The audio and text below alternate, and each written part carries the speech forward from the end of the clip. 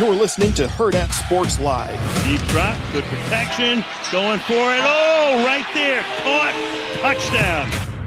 Kyle Williams, into the end zone he goes. You just saw Shador and Watson on the sideline. That's right on the money, and to the end zone for a touchdown. There we go. Intercepted. It's Damar Hamlin with his second interception of the preseason. Frank Gore Jr. There we go.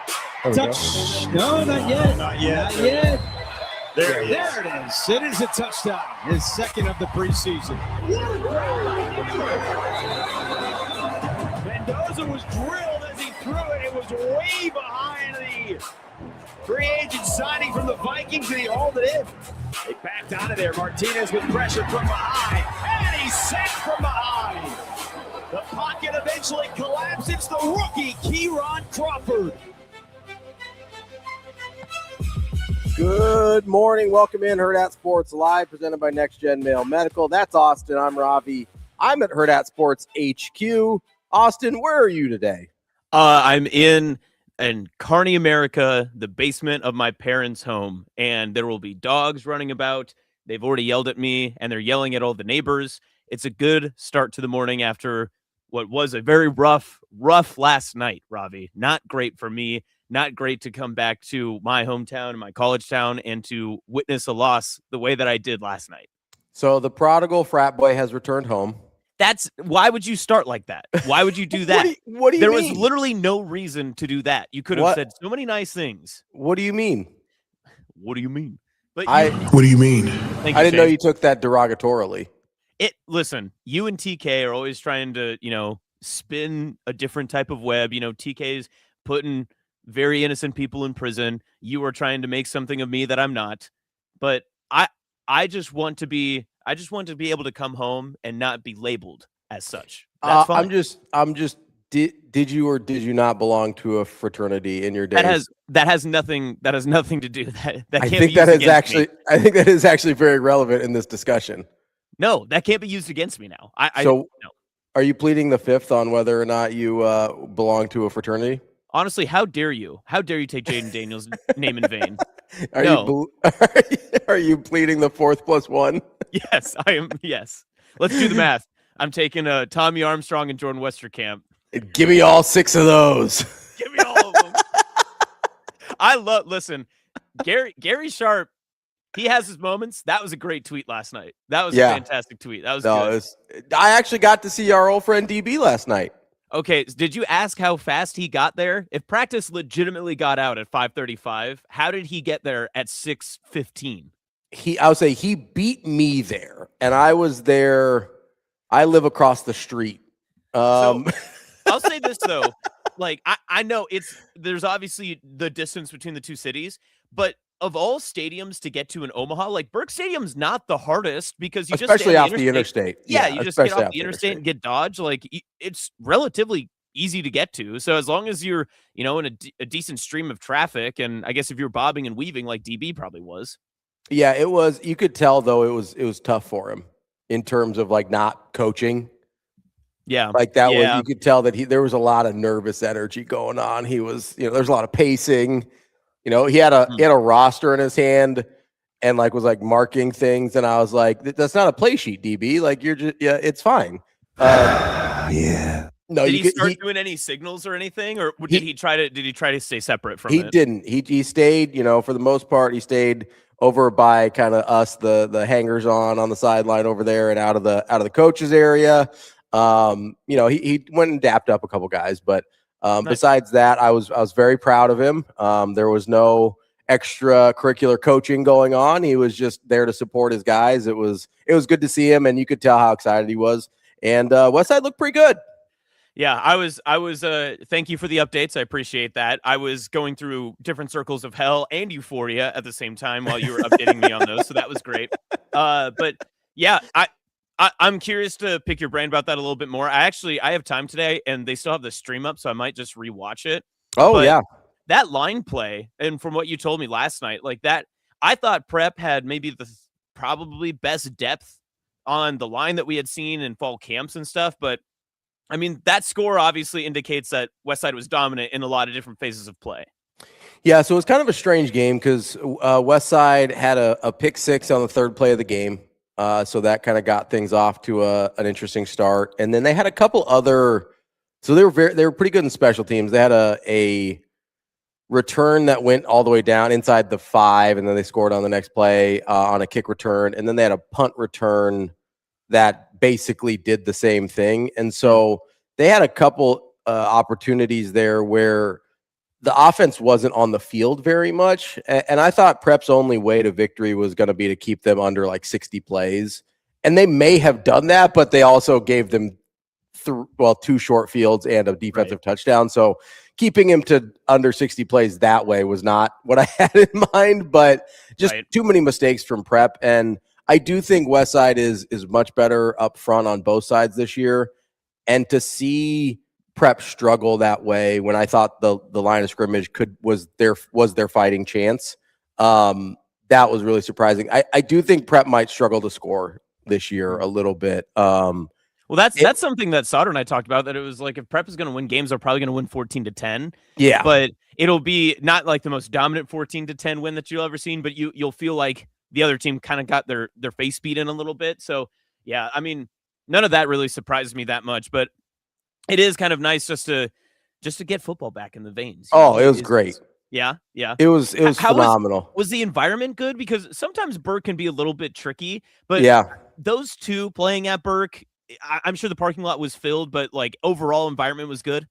Yeah, it was good. You're right. It is, for whatever reason, it feels a little bit further away from the field, the fans do, than it's. I'm sure it's because I think the track's a little bit larger with state track and everything that they hold there. So, like the fans are just a little bit further away. Even though it was a good crowd, it was. I mean, I think both sides were basically full, which was good to see. And I think capacity at Burke is somewhere in the neighborhood of 8,000. Yeah, and so that was really good to see. But it was just. Yeah, it's hard to get the noise level that you get at some other places, just because I do think it's very just so open. Spaced away. Yeah, it's so far away. Yeah. Yeah, so you don't get, I don't think, the energy from the crowd that you get in other places, but it was a pretty full house.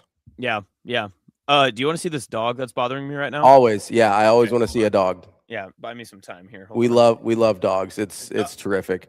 I also Go ahead. I know you guys are talking high school ball, but whenever that's a cute dog. Oh, can I pet that dog? Hi, puppy. This is Kelsey.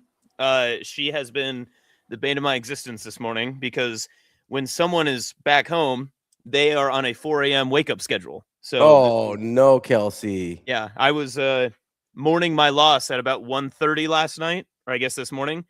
Someone got me up a few hours after, so thank you for that. Yeah, I saw the text to us at about 12:30, and I was like, "Oh, Austin's having a long night, and this is gonna be probably a longer day for my guy." Yeah. Oh, thank you, Rico. Thanks for this lower third, by the way. I hate you. So you were in Kearney for the UNK Wayne State, as we all know, that is the Wayne State logo on the right there. First off, I asked some Wayne State people, and most of the like recent alums or just alums in general that were there, they all said that they did not know that was a new logo either. They all agreed. They were like, when did we change from the paw? Even on the stadium at Ron and Carroll Cope last night, they had the paw WSC on there. I have never seen this logo. Thank you. I feel very justified in this because this is Timu Wayne State. That's what it looks like to me. It's the only logo I missed. I've never seen that logo in my life before. I have only ever seen the paw with the WSC through it, which they still had on their pants last night, by the way. Yes. Yeah. I don't know where this logo came from. I feel like we're being trolled. I feel like we're being gaslit by the logo. I don't think it's real. I completely agree. And you know what's very funny is obviously, Hurrdat Sports had its moment in the sun, which actually wasn't that great earlier this week when our great team did not showcase the ultimate talents and knowing some of the Division II and NAI schools, which is totally fine. I don't blame some of our videographers for not recognizing some of the state schools that are all the way out in the Panhandle and such. But regardless, last night was a lot of fun until literally the last 2 seconds of the game. And I watched a walk-off game winner, and I proceeded to then watch the Wayne State football team charge the field, rush towards the student section, and just continue to throw W's up in my face. That was not fun. I didn't enjoy that. There was just no part of that was fun. And what's worse too is clearly I'm trying to be neutral when I'm there and I'm working, but I did my little tactics. Like I wore my blue and orange Hurrdat sports polo. Like I did all the little stuff that I possibly could. The third quarter, all this crazy UNK content started to go up when they went on this tremendous run. Like, oh, wow, look at the Lopers. Who would have thought? And I was like thinking of all these different pieces of bits of content that I could do. And then they win in a walk-off, and I'm like, I have to post this stuff. I can't not post this, right? Yeah, You seem very hurt right now. You're gonna be all right? No, Shane, I'm not. It was pretty conspicuous that the UNK go-ahead field goal was videoed, and the Wayne State game-winning field goal somehow was not. That was weird. What are you talking? I posted that. What are you talking about? It was okay. Okay. It took a minute. It was much further away, and I honestly think the phone should have fallen. I don't think that should have been posted. That was unnecessary. It was not further away. Now you're being dramatic. Now you're just making stuff up. It seemed like it was in the parking lot. So you're at the old alma mater, watching them unfortunately let a victory slip away. What was your overall diagnosis of their performance? Because there's a lot of local kids over on those UNK teams. Hey, listen, I'll talk to Sautter about this too, but Kylo Ridson was fantastic. Bennington's finest. I mean, he had 7 tackles tonight from kind of a safety rover position.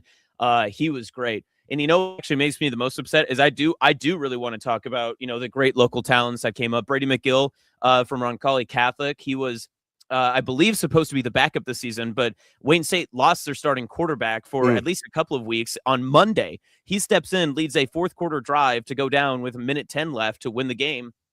And, there's a lot of great kids on both sides that I'd love to highlight. But unfortunately, Dawson Forgey is an Iowa kid, and he is like the player of the year in Division II. And he had 2 rushing touchdowns. He had over 100 rushing yards in the first half. I mean, yeah, he was really good. He's a very good player. But, yeah, it is what it is. What can you do? We don't need to talk about the Iowa kids. Thank you. Yes, you're right. We shouldn't talk about the Iowa kids. No, but legitimately, though, the Nebraska kids were great. It was really cool to actually go through the rosters and lineup and actually see and know these kids the way that I've been able to kind of cover some of their high school sports over the past few years. And I'll tell you what, you kind of forget that when you see a kid as a senior in high school, you're like, man, I really excited for them. They're going to Wayne State, or they're going to UNK, or, they're playing wherever. You're like, I hope the best for them. Hopefully we see them down the line, that sort of thing. And then I see them when they're juniors or seniors in college. I'm worried that they're going to beat me up. Some of these kids, listen, the strength and conditioning programs at Wayne and UNK are strong. I can at least say that. What was the atmosphere like over there? It was sleepy at first. Yeah. It was a 6:00 kickoff, and a little early on a Thursday, on a work night. Yeah, the stands really didn't get completely filled probably until about 6:30 or 6:45. But those last 2 drives in the fourth quarter where UNK went down, kicked the go ahead from 52 yards out, and then the opposite way when Wayne State went down, the Wayne State crowd really got into it, and you could there was some palpable noise that was coming through both sides. It was funny though, because the UNK crowd reminded me very much, and this was aggregated on Twitter as well, but it reminded me very much of a Nebraska Memorial Stadium crowd where it was, oh no, we've seen this happen before. As sure. Wayne State was going down the field, because it just got to that eerie, awkward silence. Yeah. But yeah, I'll give props though. The UNK student section did a really good job. They did their best, but once you get W's thrown in your face at the end of the game, you really can't recover from that. That's a path too far. I think the only Division II football game I've been to are UNO games when they still had a football program and were still Division II. But that was always a weird atmosphere over. Well, was it SAP? Or I can't remember what they named the field over there. But they had the on-field facility where they play soccer and stuff now, where it was always kind of a strange atmosphere. Like the crowds weren't huge most of the time, and even when UNO was really good, which was frequently, but it those are fun games. Like they were really those are a good time. Yeah, the hardest part though is I remember being a student, and UNK was not great my first couple of years there. They will have 10 or 11 a.m. kickoffs for Division II on Saturday morning, that is just brutal. I mean, I remember like waking up late and looking over at the football stadium being like, oh yeah, there's football on today. That's a kind of a light crowd, even for our standards. So yeah, it was fun to be back. It was good. I'm happy that Wayne State won. Go Sports in Nebraska. But yeah, and here's the other part too. Here's the worst part. UNK volleyball got swept yesterday. They're like number 7 in the country. They were also in Dallas. Like, it was kind of just a rough day. It was just a rough day. So I don't have high hopes for Sydney today now. Maybe I'll stay inside. Maybe I'm not going anywhere. I'm going to hang out where I'm at. I'm not going to try to push my luck by any means. They were out of the red, white, and blue Monster Energy at the local Casey's, so I had to get this Vice Guava instead. Oh, what team is that in the Big 12? What team do we think that is? Question. We have? There's no green, right, in the Big 12? Not that I can think of. I was going to say Arizona, but that's a New Mexico color. Yeah, Baylor is green, but not that variation of green. I mean, this has got to be Baylor. It's the closest green you have, right? That's got to be Baylor. That's an elite monster. It is a good monster. I'll give it that. It's sort of given me like, yeah, if like Arizona did alternate uniforms. But that's a New Mexico colorway. It's a Southwest Why do you keep saying New Mexico? Because that's like the These are not Lobos. These are not the Lobo colors. No, but like I'm trying to think. It's like one of the colors on like, I don't know what I'm trying to say. Use your words, Rico. This is really good. Rico, use your words. It's like not turquoise. The like that is turquoise. Oh, yeah, turquoise. Yeah, turquoise is the right color because it's like the Native American turquoise that like New Mexico likes to use on like their alternates. So you think that group of people just stopped at the borders that did not exist at the time? Arizona hasn't done that. New Mexico has. That's a TCU monster. No, there's a purple monster. We can't double. Does TCU have a turquoise alternate? Well, according to Rico, no, because in New Mexico, that's where the turquoise stopped. That's true. The turquoise stopped at New Mexico. Arizona doesn't get any. Texas doesn't get any. Yep. Only New Mexico gets turquoise. Maybe it's just an old can. This history lesson brought to you by Radio Rico AC. By Rico Enrique Alvarez Clary. I'd love to see. We should start doing some of that content where Radio Rico Enrique Clary gives us some history lessons, or just talks to your kids for 5 minutes every morning. Instead of drunk history, it's just Rico history. So the Native Americans stopped after they made the color turquoise, and they just stayed in New Mexico. They're like, we made it to New Mexico. We're staying here. We're not going anywhere else. First off, Brandon, get ready to check the box. How about you guys go fuck yourselves? Oh, come on. There are going to be kids listening to this. Come on, man. You got a high school coach on in 12 minutes. Come on, Rico. Don't do that. That's mean. 7:18 in the morning. Second, yeah, you're welcome. Second, there's a National Geographic article that says that turquoise is synonymous with New Mexico. It's synonymous with the American Southwest. Yeah, New Mexico. San Antonio is probably the most famous franchise with the turquoise. The Suns have used turquoise. That's everywhere from Arizona to Texas. Find me an Arizona Wildcat turquoise alternate. Always. I'm not talking about Arizona Wildcats. I'm talking about the Phoenix Suns. Just because they haven't done it. You were talking Big 12 jerseys, Big 12 colors, and I said maybe Arizona, but they don't do that. It's New Mexico that does that. I said it gives Arizona vibes. I wasn't saying, it's only in the state. That's what I heard. I heard New Mexico owns the color turquoise, and everyone else. Like me. Well, and notably, all those New Mexico schools, Ravi, they all wear turquoise because they represent. It's true. Yeah, we've seen like New Mexico State, the Lobos, and the Aggies, both constantly wearing turquoise. Yeah, New Mexico Institute of Technology, very turquoise pilled. I'm just impressed you read National Geographic. That is true. This is Hurrdat Geography Live, so we're just trying to make sure that we get the facts right. Coming up next, you can learn about Minotaur versus whatever the History Channel usually plays at this hour. Speaking of the mythical creatures, what possible seg could this be? Well, like, legitimately, what possible seg could this be? Shane, how you feeling about the Mandalorian? How do you feel about your owner? Feel like he's in prison. Whoa. Also, he doesn't have One of these things is not like the other. To be fair, the Mandalorian was kind of yorking it all over the field last night. He was. There's a lot of yorking it. It was kind of yorking it. So no better place to york it than Vegas, to be honest. I mean, truthfully. Honestly, if he'd been yorking it in Vegas, he wouldn't be in prison right now, or he wouldn't have gotten arrested. The trailer parks in Vegas have to be bougie as hell. There's just no way that they're not. So I think technically you have to be just outside the Vegas city limits, but still Nevada in general. Yeah. Also, I bet Nevada has some turquoise. The trailer parks in Henderson. Yeah, Henderson. Nebraska? Pahrump, Nevada. H&H? Hampton? What? Hampton, H&H? Henderson? Famously, Hampton? the H logo for Nebraska is for Hastings, as we learned. Horror horses. The horses. Those are called Broncos. It's gonna be fine, but nothing like a Stang, baby. Woo! Yeah, how excited are you? Get it all out. Are you covering that logo? We have a coach coming on who's playing you. Well, you can't really see it when I'm doing this. Yes, Yeah, but I can see the north. laptop. I can see the north side next to Deshaun the chicken. Wrong way. There we go. That's still that's more. What I are you know. doing? I know. He walked in. Austin, he walked in. He goes, "Roll Stangs, baby." I go, "You do realize you have the coach of the other team coming on, right?" He goes, "I don't know."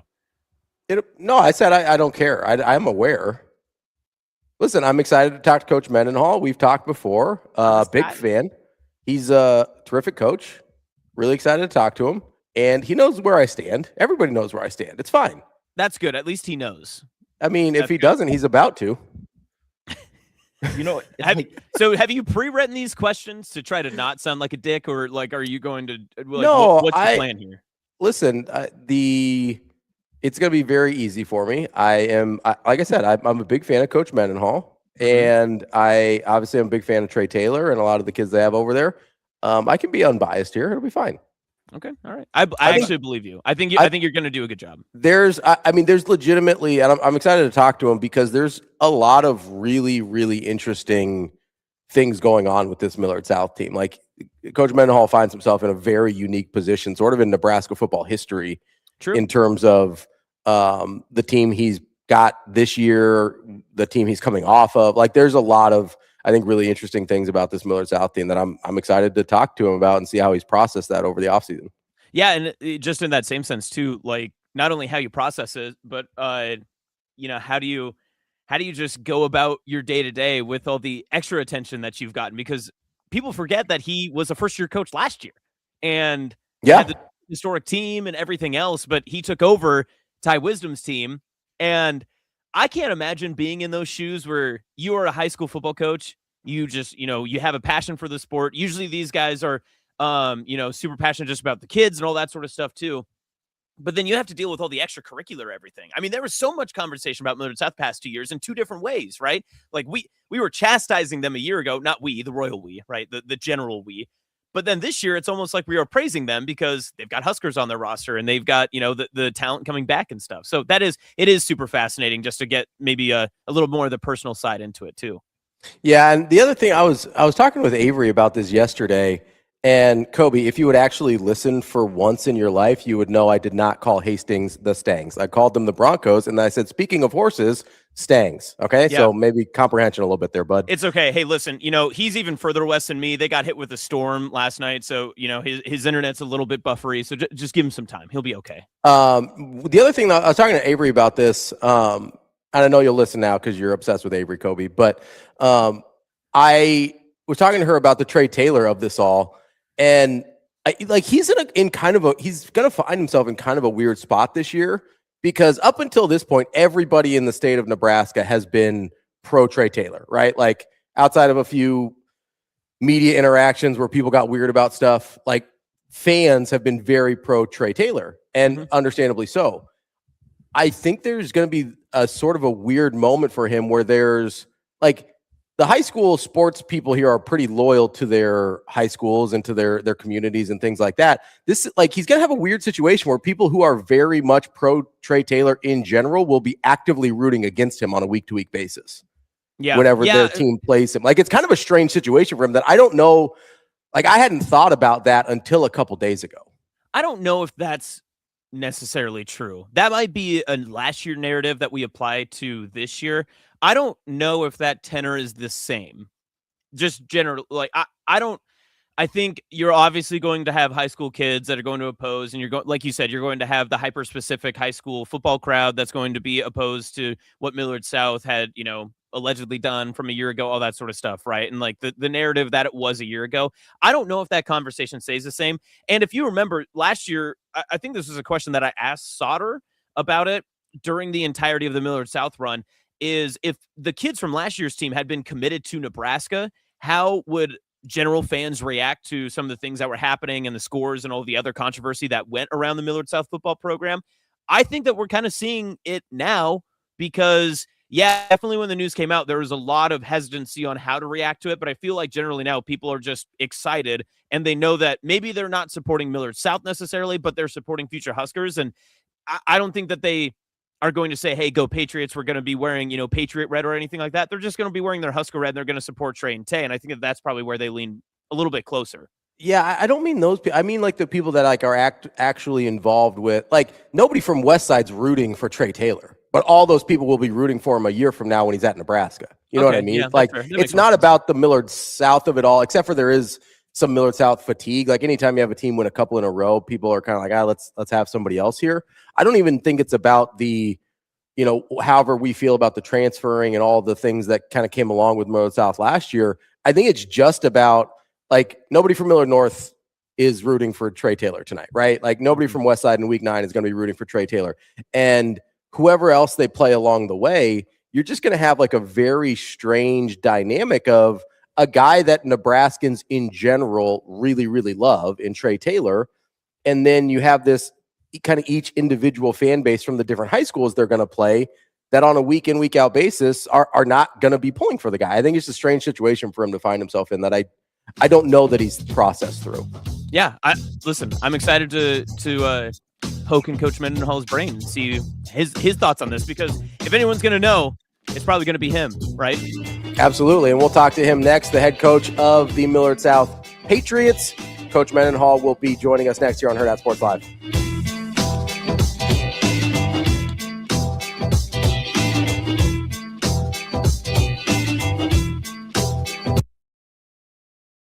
I'm just ready, I've just been a long time dream come true. Ever since I was 5 and started playing football, I always wanted to be on the big stage. My Christmas list used to be an NFL player. Used to tell my mom I thought she was like a magician. My parents, my mom and my dad, I thought they could just like make me an NFL player. But yeah, that was. I've always wanted to be an NFL player. I feel like it gave me just a place to like release everything. I don't have to worry about my life or what's going on in my life whenever I'm on the football field. It's just like a getaway for me. Just being on the field with my brothers, playing. It's just like it's my happy place. So yeah, I'm really excited.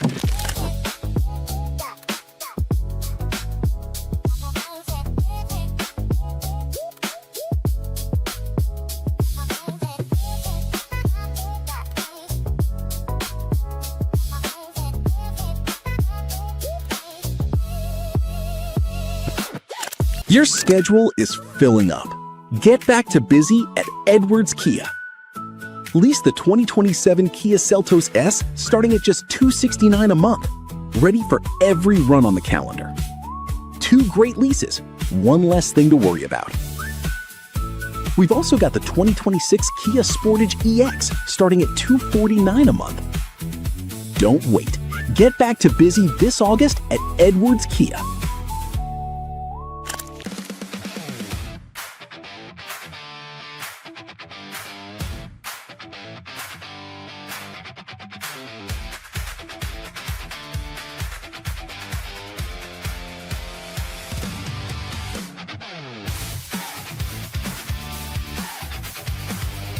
I think it's going to stay the same no matter what. I think I want it to be the best year yet. Every year it's hard to say that because everything's different. Like we have a new team, we have a new coach, new games. Like everything's going to be different. But I think just again staying where my feet are and just being grateful because I've got to do some of the coolest things in the last year, and a big reason for that is Nebraska. So I wouldn't have this without volleyball, without Nebraska, without the fans and the tradition. So just like soaking it all up and making sure that I take advantage of everything that we're given and that we have.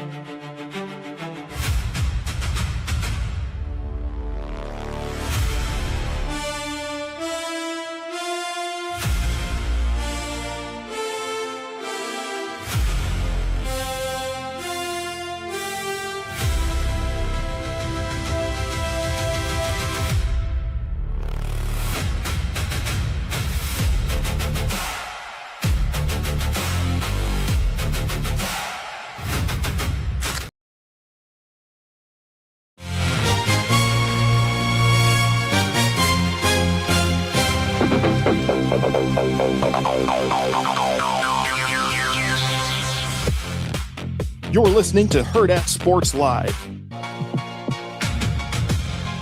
Welcome back, Hurrdat Sports Live. That's Austin. I'm Ravi here at Hurrdat Sports HQ and in Austin's parents' basement.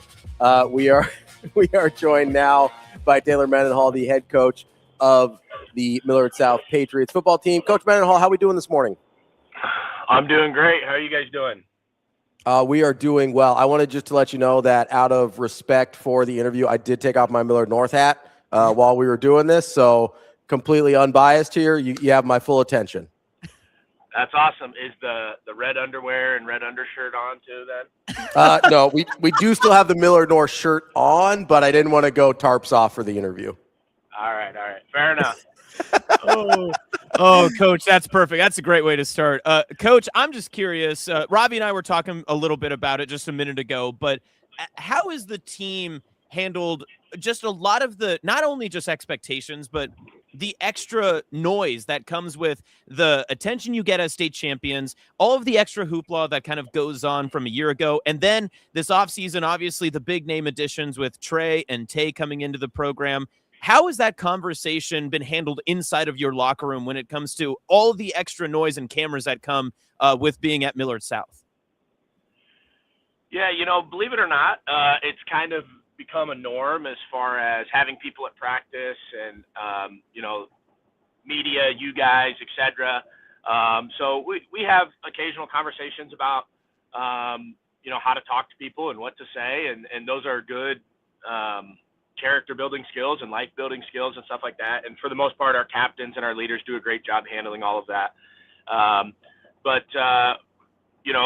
Our mission and our process and our day-to-day hasn't changed as far as listening to any of that. That's for sure. So, Coach, just from a standpoint of coming off of one of the best runs Nebraska high school football has ever seen, not just last year, but a couple years ago as well.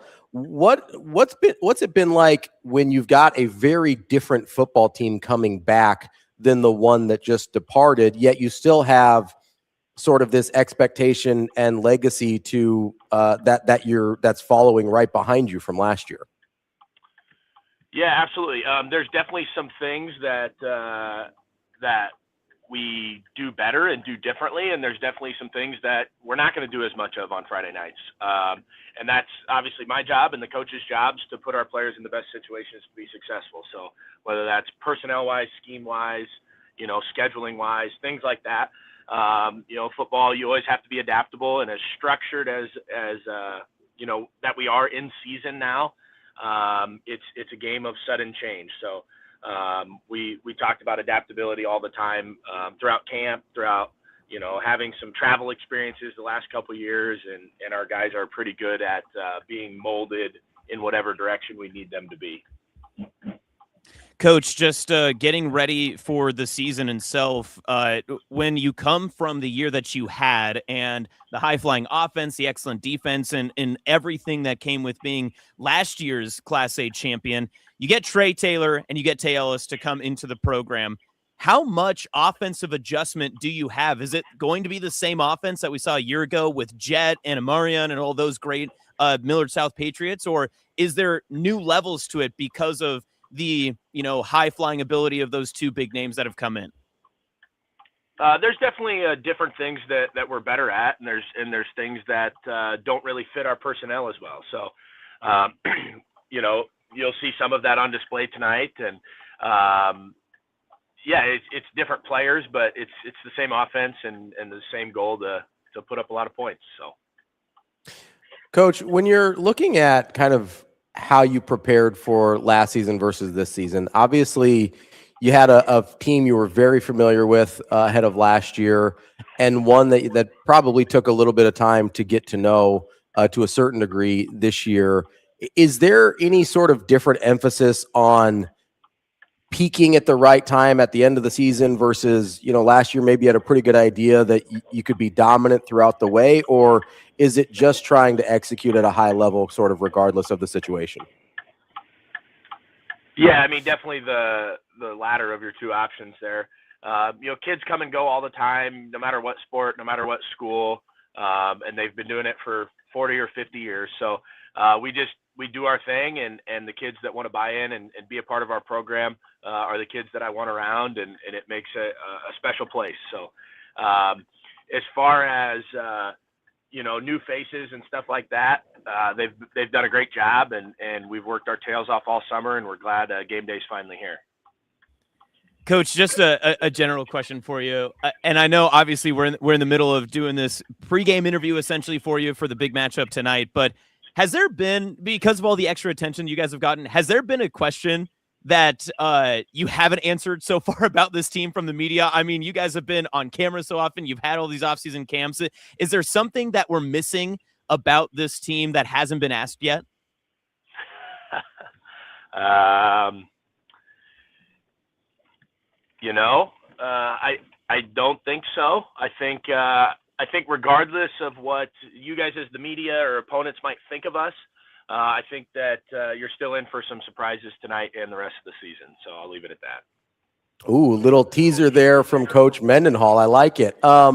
If you're looking at this team and this season, and from where you started, whether it's an off-season workouts until getting ready to play your first game tonight, where do you think you've improved the most in the off-season?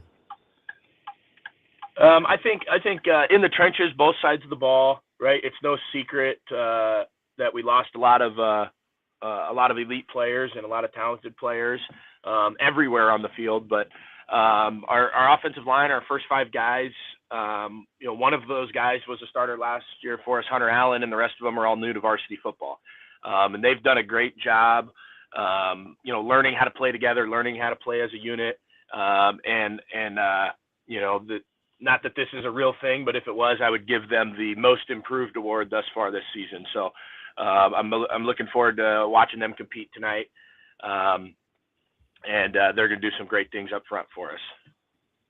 Coach, getting ready for this big one. I know obviously Ravi talked a little bit about his bias with the program that you're facing tonight, but how much more juice does this bring with all of the new heights that this program has been to over the past few years, the expectations and goals that it has for this season, just to focus on not only week one, but to have it be that local rival and a team that has a lot of history, just whether it's in the community or especially on the football field? How do you make this game important with where the program has been the past few years? Yeah, I think the biggest thing for us is the past 2 years, we've been 1,000 miles away getting ready for game one. So it's exciting for our team. It's exciting for our school. It's exciting for our community to be at Buell Stadium for the first time in 3 years to open up the year. Coach, we appreciate your time joining us this morning. I know it's always tricky on game day, but we appreciate the time, and I appreciate you taking a couple minutes with a Millard North Mustang here, even though you're playing them tonight. Good luck, mostly the rest of the season, but I'll say good luck tonight as well, Coach. We appreciate you joining us. I appreciate it. Thanks, guys. Thanks, That Coach. is Appreciate it. Taylor Mendenhall, head coach of the Millard South Patriots. Like we said earlier, Austin, I think this season is dramatically more fascinating for me for Millard South than last year was. I think there's a lot more interesting storylines. Obviously, the Trey Taylor of it all, but just if you want to just take it from the high school football aspect of it, I think is a really interesting season for them. And I do think, we'll see. I do think at least one team that maybe I saw last night is closer to them than anybody was last year, right? I mean, Westside was still closest to them last year. They scored 21 of the 41 points that Millard South gave up the entire season, but they still lost that game by 40. So, there's that gap. I think is dramatically smaller if there is a gap at all. And I'm really interested to see. I know you're pretty convinced that Westside and Millard South are pretty much right there this year, and I tend to agree. I'm interested to see after what we saw last night with Prep, if Millard North or anybody in that second tier is actually close. I think that maybe the bigger question tonight that we'll learn, because it is Millard North, who's presumably that next step, like you had just mentioned, after Millard South Westside and A, the talent is there for Millard North. I think we can all agree on that. Obviously, they've got 2 Huskers on one side, 2 Huskers on the other. 1 Husker will be playing against 2 when it's on offense and defense for the Patriots and Mustangs.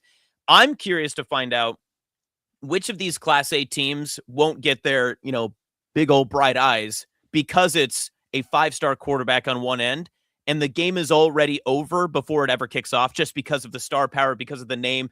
And I mean, this is something that it's high school, right? You always have to add that part. It's not just football. This is high school football. These are real things. And like what you just said before, you have to go through some mental hurdles before you play Millard South, not only because they're great, not only because of the preparation it's going to take you, not only because of the expectation of the high level of play you're going to have to match, but you also in the back of your head are thinking while you're in, algebra in 7th period, you're thinking, I'm going to be cheering for this guy that I'm playing in 3 years, right? I'll probably be in Memorial Stadium rooting for him, but I'm playing him on Friday night. That mental, hurdle that you have to go over, I think is very interesting. Now, will Millard North have that issue? I don't know. I think that'll be very interesting to kind of find out tonight, to see not if the lights are too bright, but if maybe the star power is a little too big when it comes to the players that Millard South has, especially just for this year's specifically. Yeah, I do think it's really interesting that the dynamic, I think, is probably different with like a Millard North and a Westside, because you do have similar. I get that nobody else has the number 1 quarterback in the country. I understand that, but you have similar, really high level talent at Millard North and Westside that you do at Millard South, right? And so like Millard North, like Torrey Pittman, for instance, at one point was a top 20 player in the country. Now those rankings have changed, but there's a certain level of prestige that goes along with having Torrey Pittman on your team. And, Kylan Haney got offered really early in his career, I think after his freshman year, or it might've been after his sophomore year, but very early in his career at Central. And now he's over at Millard North. And obviously Matt Erickson is a Millard North guy with a Nebraska commit as well. I think it's easier for those guys because they probably see themselves as equals, as peers, as opposed to, we got to go play the number 1 quarterback in the country, especially the guys that are going to Nebraska and have been around him and so probably know him to a certain degree. I think it's going to be really different there, but I just find it, I do find it interesting for other teams that maybe like Prep last night, right? You look at that Prep team. I think that's a pretty good Prep team that got handled by Westside last night. I think a lot of this is going to come down to emotions management, right? The last few times I've seen Prep and Westside play, it felt like Prep maybe didn't manage their emotions as well as Westside did, right? That's a big rivalry, has been for a long time. It's something that people in the individual schools talk about. I'm sure it's something their teachers talk about. It's something their coaches, I know, at least on one side of it, talk about. And I think sometimes we overlook, especially with high school kids. I mean, we talk about it some in college, but especially with high school kids, kind of the emotional management. And, when you see Prep give up a pick 6 on the 3rd play of the game yesterday and kind of struggle early, I don't think the separation, clearly I thought Westside was better. I didn't think the separation was as big as the score. It just seemed like, especially early, Prep had some emotions management issues. I'll be really interested to see if Millard North, Millard South plays out differently than that, or if you can clearly say like, oh, this team managed their emotions much better than the other one did. Yeah, not to pivot everything to Nebraska football, but, Coach Rule did an interview yesterday on a local station, and I was able to listen to a large chunk of it. And one thing that he talked about when it comes to just like experience and some of the things that he said through the offseason and even back to last year, and things we talked with Damon about earlier this week as well. I think emotional maturity is a really, really big part of football. And especially when it doesn't matter really the level you're at, because emotional maturity gets you through the highs and lows of a game because you're going to make mistakes. That's how football works, right? Like execution on one side usually means that there's a fault on the other, or you're exploiting a weakness that the other side has that you have figured out and you try to scheme against. But how do you overcome that? And how do you overcome some difficulty and issues? It's something that Harper Murray has talked about in college volleyball, because there's a point scored on every single play. So you have to kind of, refresh, move on in your brain. I think that is a big part of what we'll see from this upcoming season. And if you want to make it a Millard South and Omaha Westside connection, I think that that's definitely one that you can say that, whoever is able to keep their consistency throughout the entirety of the season, whether there are injuries, whether there is high level play, whether some of the bigger names on your team are playing up to where you think they are, or maybe if they're not, how do you stay ahead of the curve, and how do you keep yourself above some of the muck that can happen during the middle of a game, in a season, or even a play? Tonight I'll be at Ashland Greenwood and Kearney Catholic, and the same thing can be said at the C1 level too. You've got Barrett Kittrell on one side of the ball, and you've got these Kearney Catholic kids who are bringing in Ashland Greenwood, who was a semifinal team a year ago. If Kearney Catholic just goes, hey, listen, they've got a Husker, oh no, oh woe is us, the world's going to cave in on us, we've got no chance. I don't think that that's how they'll do it, but they have a great coaching staff who teaches them the importance of just saying, listen, they're going to put their pants on the same way we do. We've just got to handle our business. And if we execute the way that we can, even when things go wrong, we'll still have a fighting chance at the end of the game. I think that that's a really important part of just not only high school football, but just football in general, is how do you survive and advance when things are maybe not in your favor, like you're playing super talented teams, and especially when things aren't going your way, and even more importantly, when things aren't going your way against teams that probably overpower you. How do you overcome that, and how do you kind of move forward? And that's one thing I'll say about Coach Mendenhall's program too, is Millard South, they are super talented. They have been phenomenal the past couple of years, but that first time, like you had mentioned a couple of days ago, Jet Tamala was always the underdog in that conversation. That first state title win that they had over Westside, they were in a fight for that first half, and Westside was playing a perfect game. They played it the way that they had to win.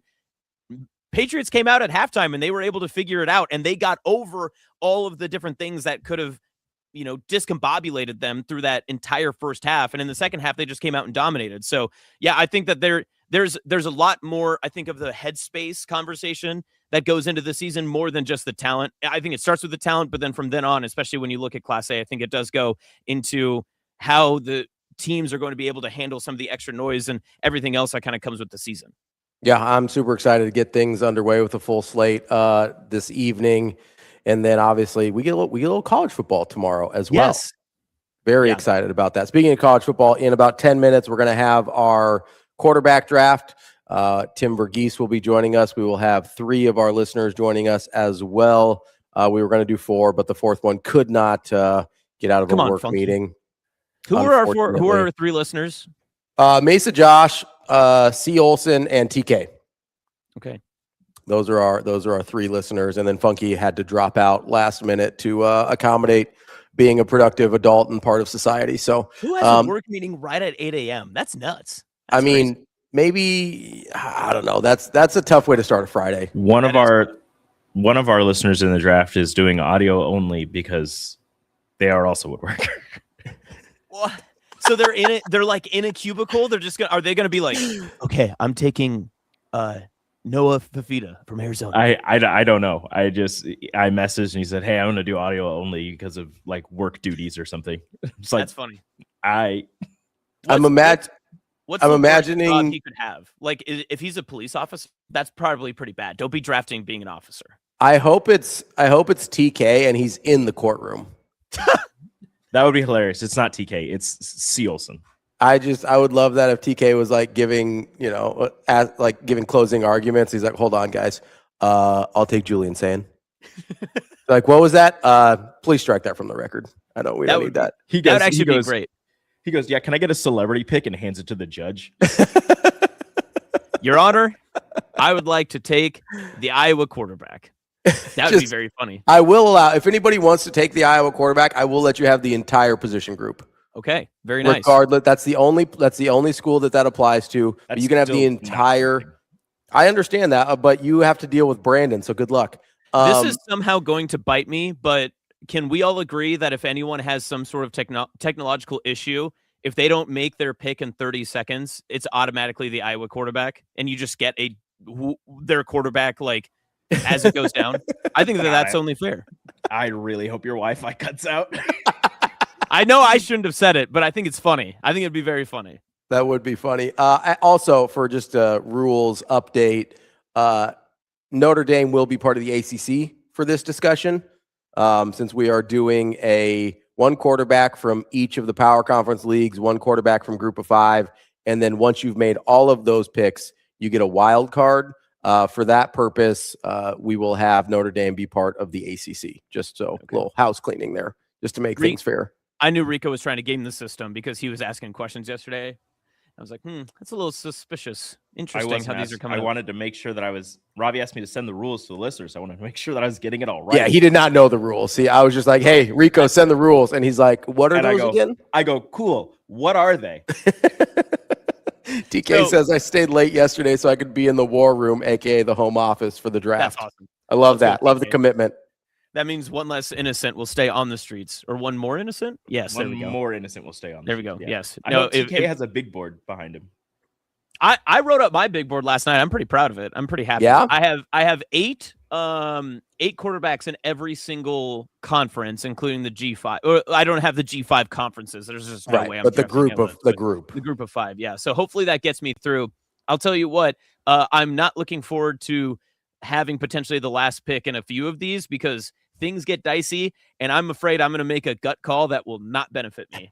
I'm looking at some of these quarterback names, and I am very nervous of what I may do, and I don't want to be in that position at all. Your weird West Virginia love might come true. He's like, give me Hawkins. I'm not kidding. That's exactly who I'm talking about. Michael Hawkins is 8th on my Big 12 board out of 8, and he is staring me down. I mean, like it's like junior prom. We are just looking at each other on the dance floor. Oh, it's going to be hard to say no. There's a part of me that kind of sits here and like looks at like the ACC quarterbacks and the Big 12 quarterbacks, and I'm like, do I just reach for one of them right away and like just bank on like, there's enough Big 10 quarterbacks. Hey Rico, I'm also on your team. Rico. Brandon, it's fine. Brandon, it's fine. You know what's very fun is usually before you do a draft, you don't tell the rest of your people that you're competing against your draft plan. But I'm really glad to hear that you've been calculating all this, Rico. Thank you for the insight. We appreciate that. I was thinking about it. I didn't say I was going to do it. Speaking of draft plan, can we give out the draft order, or should we wait until everybody's here? It probably makes sense to wait till everybody's here. What? Okay. I don't know. I'm excited. I'm excited about the draft. I'm excited.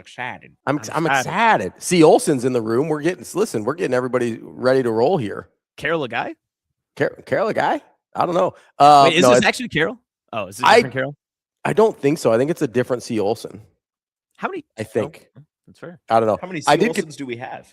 Yeah, I was going to say, we got to be a one-of-one show, the fact that we have 2 C. Olsons listening. I did get to see our friend Heath last night at the Westside game. No way. How's he? Yeah, he's doing great. I had to give him his props for his comments yesterday in the stream that we weren't able to say. I was like, that was very funny. I'm sorry, I couldn't read them out loud.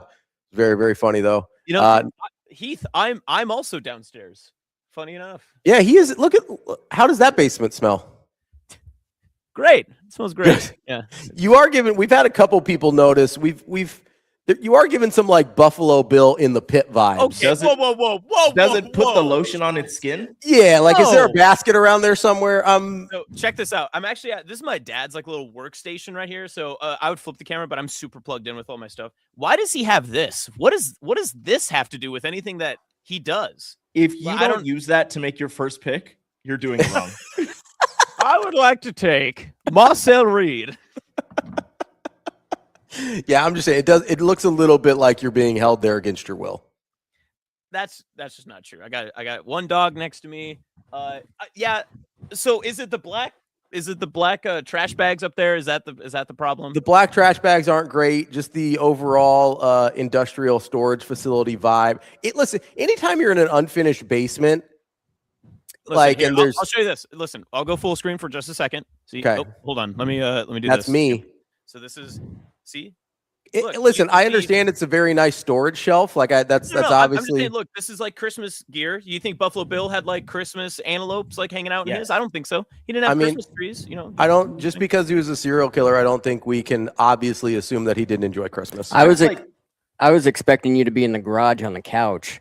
We have had Couch Garage Austin on the show before. That is true. That's Spring Hill, Kansas. That's real Western Nebraska. Okay, that's way different. This is just Kearney. This is high living. Did you see my tweet this morning? I was drinking my morning coffee outside of Yanni Park. It's beautiful. It was a beautiful view. It was a beautiful view. I feel like I have to ask for DB. How stretchy are those bags? How many? If you cut the body up, does it fit in there? Is that a? Let's find out. I'll have to take the headphones off to do this. Okay. Yeah, I'm wondering if this is a multi bag situation. If you're Buffalo Billing it down there, it doesn't look terribly stretchy. It's not bad. No, I feel like a leg's poking out of that. No, clearly they didn't spring for the high end garbage bags. No, there's a body in there. That's for sure. Let's take a quick. DB would be so proud. Let's take. No, he'd be like, "Why are you putting it all in one? You got to chop it up. You got to vacuum seal. You got to get rid of it." Speaking of DB, I got a message last night from one of our listeners, and it went to my DMs in one of like the other messages groups, Yeah. And I could only read the first two words, and it said, "Hey, Queen."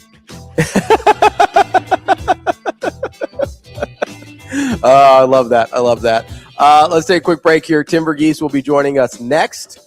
And then we'll start with our listener draft, and if Tim has enough time, we'll ask him some questions because he had another tweet yesterday that made me wonder what's going on with Ahmad Hudson.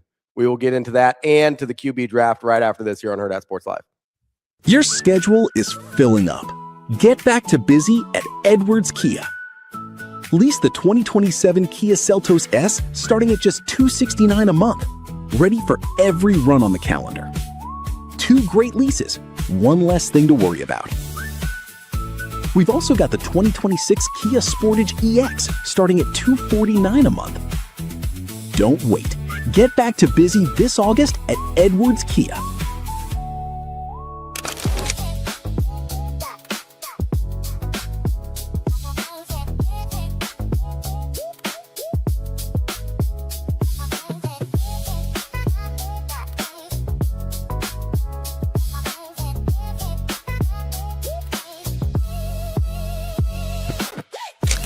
Go 2 off seasons in a row where you don't get the weight room, the maximum, output of the weight room, and you miss practices. It's hard, even though he's been here for 3 years, to step in and just pick it up and go.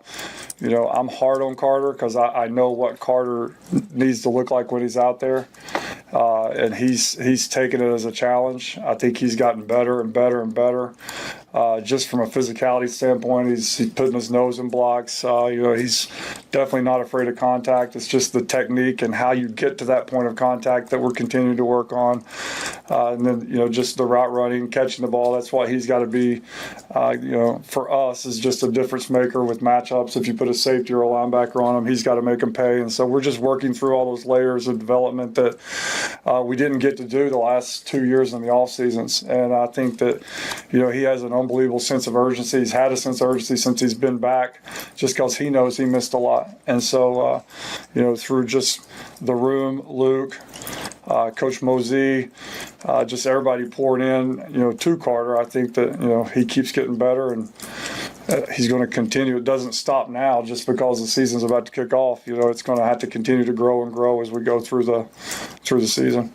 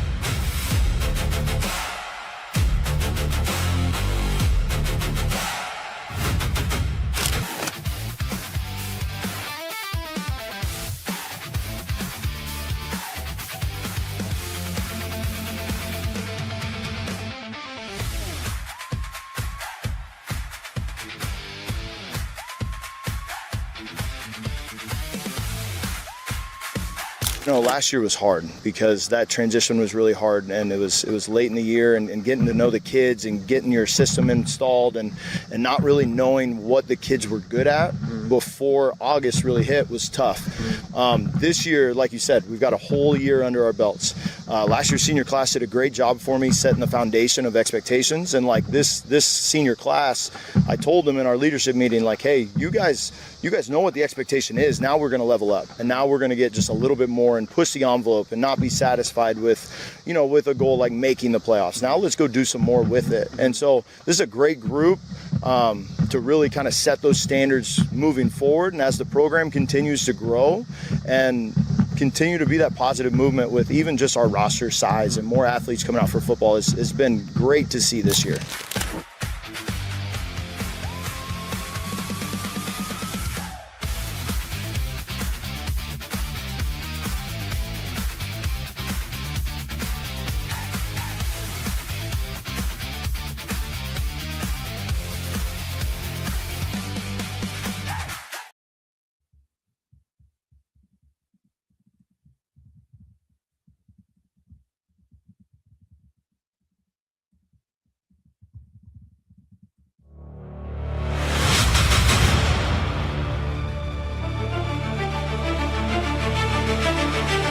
You're listening to Hurrdat Sports Live.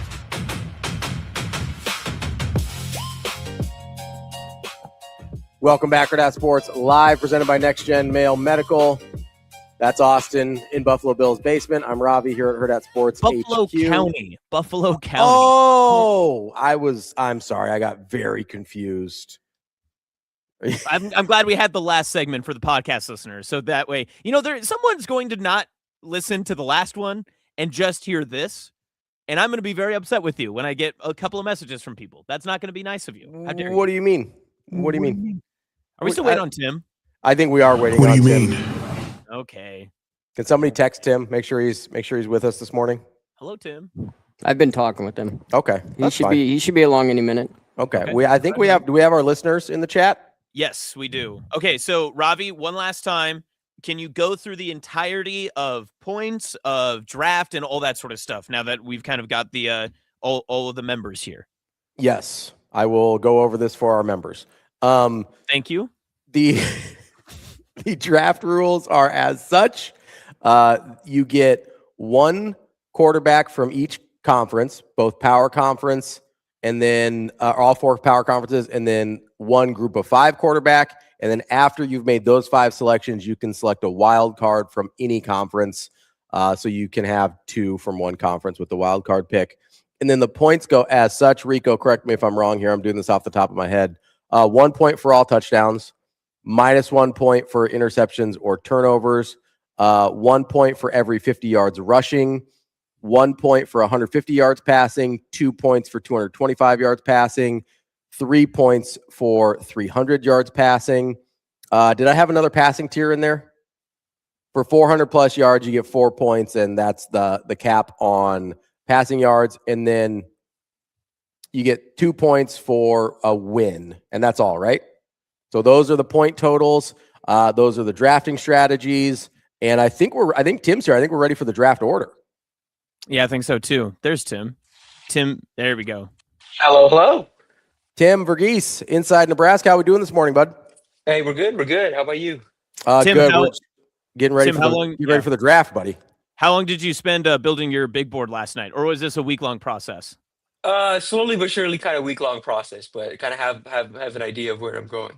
Okay. All right. All right. Gotcha. So, Rico, do you have the draft order for us? I do. Brandon, the draft order, please. Oh, he's getting. Wait, hold on 1 second. You're just handing off an assignment to someone else? He did it. I didn't do it. That's a very Rico thing to do. Rico goes, I have the draft over. Brandon, where is it? Thank you. I have the draft order, and now I have it from Brandon. All right. So this was totally fair. I saw them do this. This was random number generation. I saw them do the process. Rico and BLT have the number 1 overall pick. Wow. Oh, really? Wow. Really? I'm surprised. Wow. You think that's bad? Robbie has the number 2 overall pick. Okay. This is all fair then. It's all good. Yeah. So naturally, I must have the second to last pick. Is that how that worked out? Tim has the 3rd overall pick. Let's go.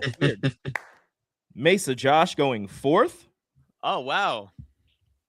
Austin going 5th. C. Olson 6th. And TK has the last pick, but then the first pick in the next round. Yeah, we are doing this snakes. We're doing this snake style. So being the last pick, not the worst thing in the world here. All right, well, let's just get this thing started.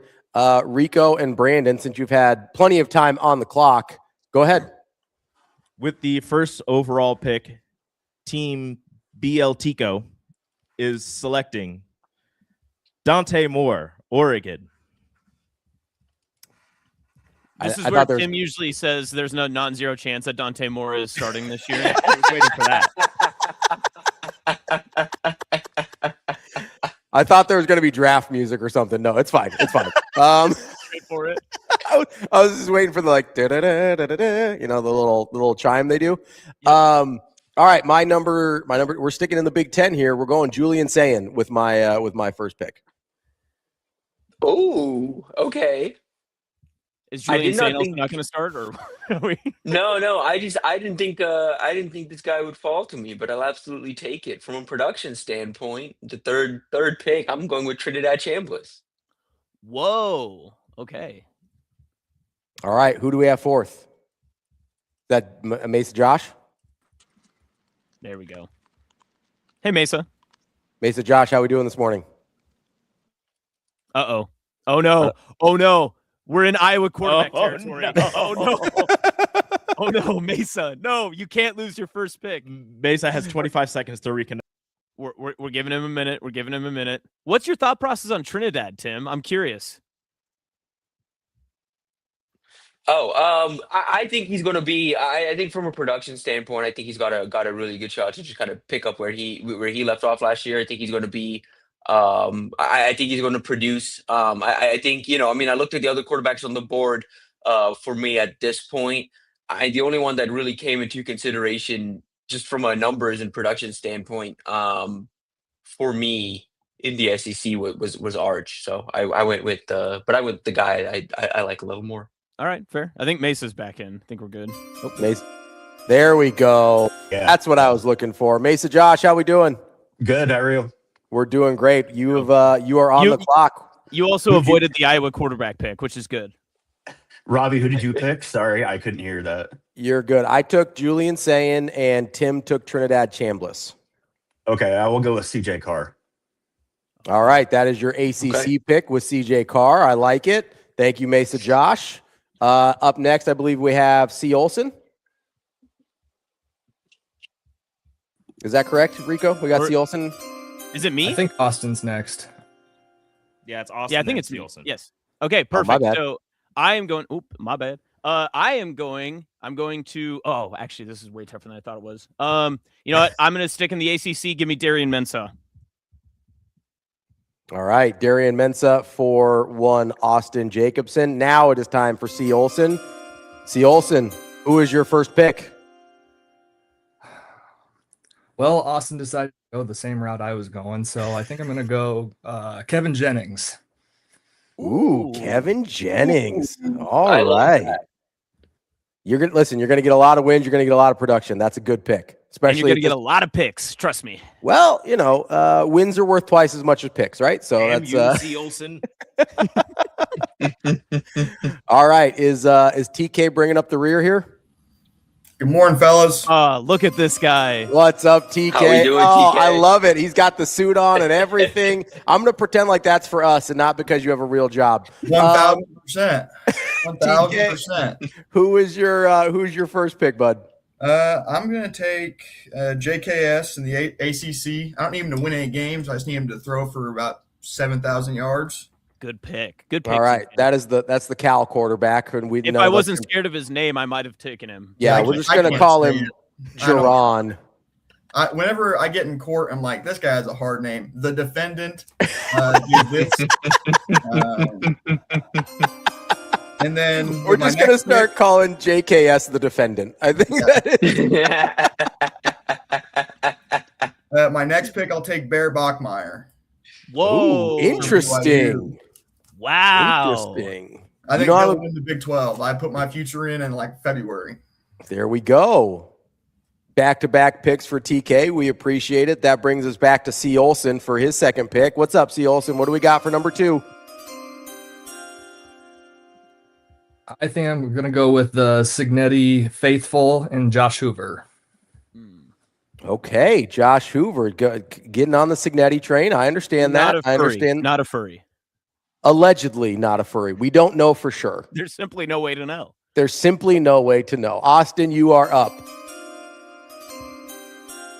This is where things get tough because I think I want to reach, but looking at the list, I think I'm gonna go. I'm gonna go to the Big 12. I'm gonna go Noah Fafita. Okay. All right, there we go. Noah Fafita for Austin. We've got Mesa Josh up next. So we can throw Mesa Josh in the stream here. Mesa Josh, who's your next pick? We're going to stay in the Big 12 and go with Devin Dampier. Ooh, you're going to get a lot of rushing yards. I think I did well with Dampier last year, if I remember correctly. Good pick, Mesa Josh. That is now Tim Verghese's turn. Okay. I'm trying to figure out what conference I want to go to because I think where this gets tough is trying to figure out the depth. Yeah, some of these conferences and where I want to dig, where I really want to dive in, or where I'm okay, kind of waiting. I have my SEC quarterback. From a number standpoint, I'm just going to get my guy here. I'm going with Drew Mestermaker. There you go. Big 12 off the board for 1 TK. That makes it my turn. Am I correct in only, just want to make sure here, only Trinidad Chambliss has been taken from the SEC, correct? That is very correct. Very true. Yes. No. Okay. Yes. I'm gonna go Gunnar Stockton here. It's a good pick. As my pick out of the SEC. I like All it. Veteran. I mean, the thing with Gunnar and Georgia in general for me is going to be where's the production coming from. They have a lot of internal promotion. I think that tight end room is going to be big. That running back room. But I'm a big fan of that program. I'm not a huge fan of Gunnar, the prospect longer term. I think he's more of like a spray and pray. That's how I call him, like a spray and pray type quarterback. But when he hits. And I think he really started to dial things in towards the end of last year. So I'm hoping it's less spraying and praying and more just spraying. I think they're going to win a lot, and I think the numbers will be good enough. So I'm sticking with Gunnar Stockton there. Rico or BL Tico, you are up next. Great name, by the way. Yeah, incredible team name. You almost win just on that. Topo Chico. Well, I was like, I have to combine the name somehow, and I was struggling for a second. I go, oh wait, BLT. I was like, this will work. This will be perfect. With our second pick, we are going to the SEC, and we are going to take the player that a lot of people are iffy on, Arch Manning. That was my debate, whether it was going to be Arch or Gunner. I went with Arch, or I went with Gunner, left Arch there for you. I think it's a good pick. I think it's going to be productive. Texas is going to be pretty good. I think it's a good pick. And what's your, you've got another one here, right? Yes, and then since it is a snake draft, we're going to go to a little to the east and a little further south, and we're going to go with one of Ravi's favorite people's quarterbacks, Alonzo Barnett III at UCF. Ooh, interesting. Dang. Wow. That feels early for Alonzo. I get it, but I feel early. I'm not gonna lie to you. That feels like a reach. I feel like second year at UCF, Scott Frost just has some magic coming. Did you write on a napkin this morning, Alonzo Barnett and no one else, or what happened? No matter what. That's insane. That was crazy. I love the numbers he put up last year, and I just feel like UCF, if Scott Frost can get out of his own way, the offense should be better. I can't believe Scott Frost is still gaslighting you all these years later. It really is. If you can get out of your own way. Yeah, that's incredible. I love that. Good for you, man. Way to keep the faith. I'm really proud of you.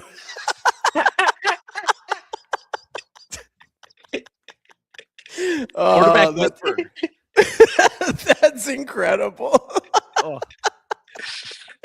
Where's Mario Verduzco when you need him? Look, Brandon's putting his hand on my shoulder like he didn't try to talk me out of it. I said, "Oh, let's go here." He goes, "Okay." Well, yeah, Brandon, the Iowa fan, yeah, he really evaluates good quarterbacks. Brandon's like, I've seen a lot of good quarterback play in my day. We're definitely Brandon was the guy in Moneyball. He's pointing at he's like, I've seen the tape. Alonzo Barnett, that's who we need. Do the next pick. You guys are gonna laugh until Alonzo's putting up just disgusting numbies. You're right. They 8 might fumbles, be 12 interceptions. Very well might be disgusting. The last time Tim laughed at my pick, we won. Yeah, but you're missing. No, that's fair. That's fair. Yeah, I think you're really testing the strength of that argument, though, Rico. I'm going to the SEC, or not, excuse me, the ACC. I already did the SEC. I'm going to the ACC with my pick. We're going CJ Bailey from NC State. It's a good pick. That's all I got. Tim, you're up. Oh, yeah, push me in a tough spot. That's where I was going to go. Yes. I'm really happy that I took your pick. That's how I know it's a good pick. I'm trying to think of, because I gotta get back to. This is where it gets tough. You know what? Maybe I'll wait here because I was tempted to reach in the ACC, but I might not do that just yet. So you might have time. We got a couple guys that have already made their ACC picks. You might have some time. You look like a Grunkmeyer guy, Tim. You should pick him. He's sitting right there. You and Grunkmeyer making eyes across the bar at each other. I can tell. I think I'm gonna go. Oh man, this might piss some of you off or throw some of you off. I'm going Drake Lindsay. Oh, Minnesota. Okay. I'm kind of banking on the tools there. It was between it was between two there. I think I'm going Drake there. Wow. That's okay. Incredible. Oh, so we laugh at Alonzo, but not at Drake. That's fine. Yeah. Yes, we do. Yeah. Yeah, because literally your reasoning was, can Scott Frost get out of his own way? Just because Tim That's knows why more we're doesn't laughing. mean it's not funny. No. Move on. Who do we got That's next? why we're laughing. All right. We've got Mesa Josh up next here for his pick. Mesa Josh, who we got? I will go with Jaden Maeva. Oh, great pick. Great pick. Jaden Maeva. Going to be highly productive this year, I would imagine. Good pick there, Mesa Josh. And now we are on to I'll be honest, Jacobsen. I forgot Jaden was still on the board. I would have been my Big Ten guy, but I swung on Drake because I was like, I need to get someone here. That's why I was shocked that you took him there. Oh man, that literally throws everything off for me so much. Geez, I don't want to be the person who starts to run on the G5, but I'm almost tempted to do it. Listen, you gotta do what you gotta do, man. It's G6 now, right? Like I don't. It doesn't matter. Whatever it is. Who sings that? The Rocketeers, something like that. Which like a G6? Oh, that's before your time. Sorry, I'm talking Far to two West people who movement. wouldn't know this. Wow. How did you, Shane? That's don't when know. that's when Shane was DJing weddings. That's right in his wheelhouse. Okay, fair. Good move. Good move there. Okay, let's see. I'm gonna. This is really tough. You know what? I'm gonna swing here. I'm gonna swing big. Let's go. I'm gonna go Michael Van Buren, USF. Wow. Okay. Interesting. Okay. All I right. like Brian Hartline. I think the offense will be really good, and I feel like he can be super productive. So I wanted to get my G5 guy. All right, there we go. We have C. Olson up next with their pick. C. Olson, where are we going? I think I'm going to go with the future Heisman winner, John Mateer. John Mateer. All right. If he can stay healthy, that might be a good pick for C. Olson. Then we've got TK up next with 2 picks. TK, let's go. I was going to take John Mateer, but now I'm forced to take the villain of college sports in LSU with Sam Levitt. Okay, good pick. I thought you were going to say DJ Lagway. I got really nervous there. Oh, I'm not brain dead like you are, Austin. What? Or Rico with Alonzo Barrett. What was It's Barnett, damn it. Whatever. He's going to throw like 12 picks. What was that about me for? What's going on? You took Michael Austin, Van you dummy. Buren. I took a G. Listen, you guys are. You took like whatever. the wrong G5. No. This guy doesn't know ball. And then I'll take Damon Williams, even though I hate Washington. Big Damon Williams guy in TK. All right, though we got TK's picks in. We are back to C. Olson for his next pick as well. C. Olson, who do we have? I'm going to go with the touchdown machine, Brad Jackson from Texas State. That's a good pick. Oh, Texas State. There we go. Man. Good pick. I like that. Man, we're going group of 5, group of 12, whatever it is, deep cuts here. Austin, you are up, my man. I am going Bryce Underwood, Michigan. Bryce Underwood, Michigan. Interesting. There we go. I actually like that pick a lot. I just didn't want to give you any credit. See, like TK just tried to like poop all over me, and that's just not going to happen. I'm trying to keep this segment clean for our kids that are listening. So, Mesa Josh, you're up next. Go with Marcel Reed. Marcel Reed, Texas A&M. All right, we are back to TV. Here we go. Ooh. All right. So I think I know where I'm going here. I'm leaning on the experience and the age of his offensive line. He's an experienced quarterback who's in a new home. And I think he's got a chance to just give me a solid floor of production through the air, on the ground. And I think there's a solid floor in terms of wins as well. I'm going with Bo Prabula at Virginia. Ooh. Bo Prabula. All right. I could have sworn that was a DJ Lagway. I was. I thought he was going back to the well. I'm already Big 12 done. I'm already out of that. I thought he might be going back to the well. Just gonna go back to Old Faithful.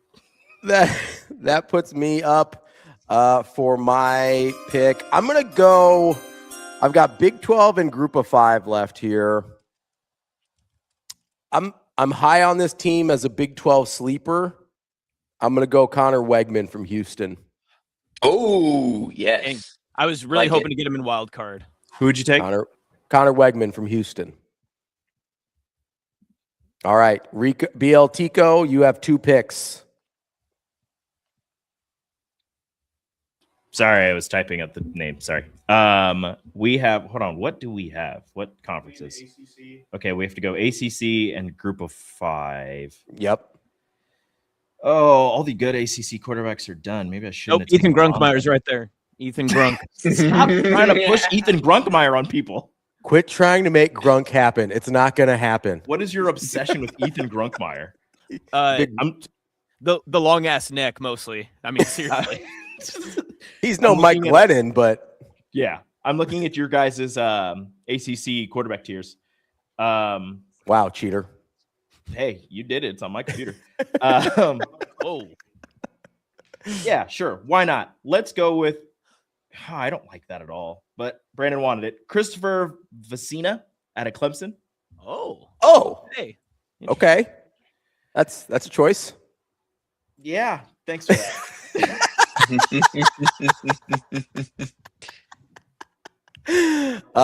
Do you have one more?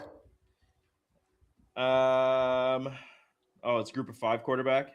Yeah, whoever you got left. Who do I have left? Brandon, I made a stupid pick. Now it's your turn. Let's go with Brock Lowry. Okay, Brock Lowry. My group of 5 pick, I'm counting a lot on the coaching here because I don't particularly like this guy. But I think he puts up very productive offenses. His coach does, and they were successful doing this last year. I'm going Jackson Arnold from UNLV. Oh, gross.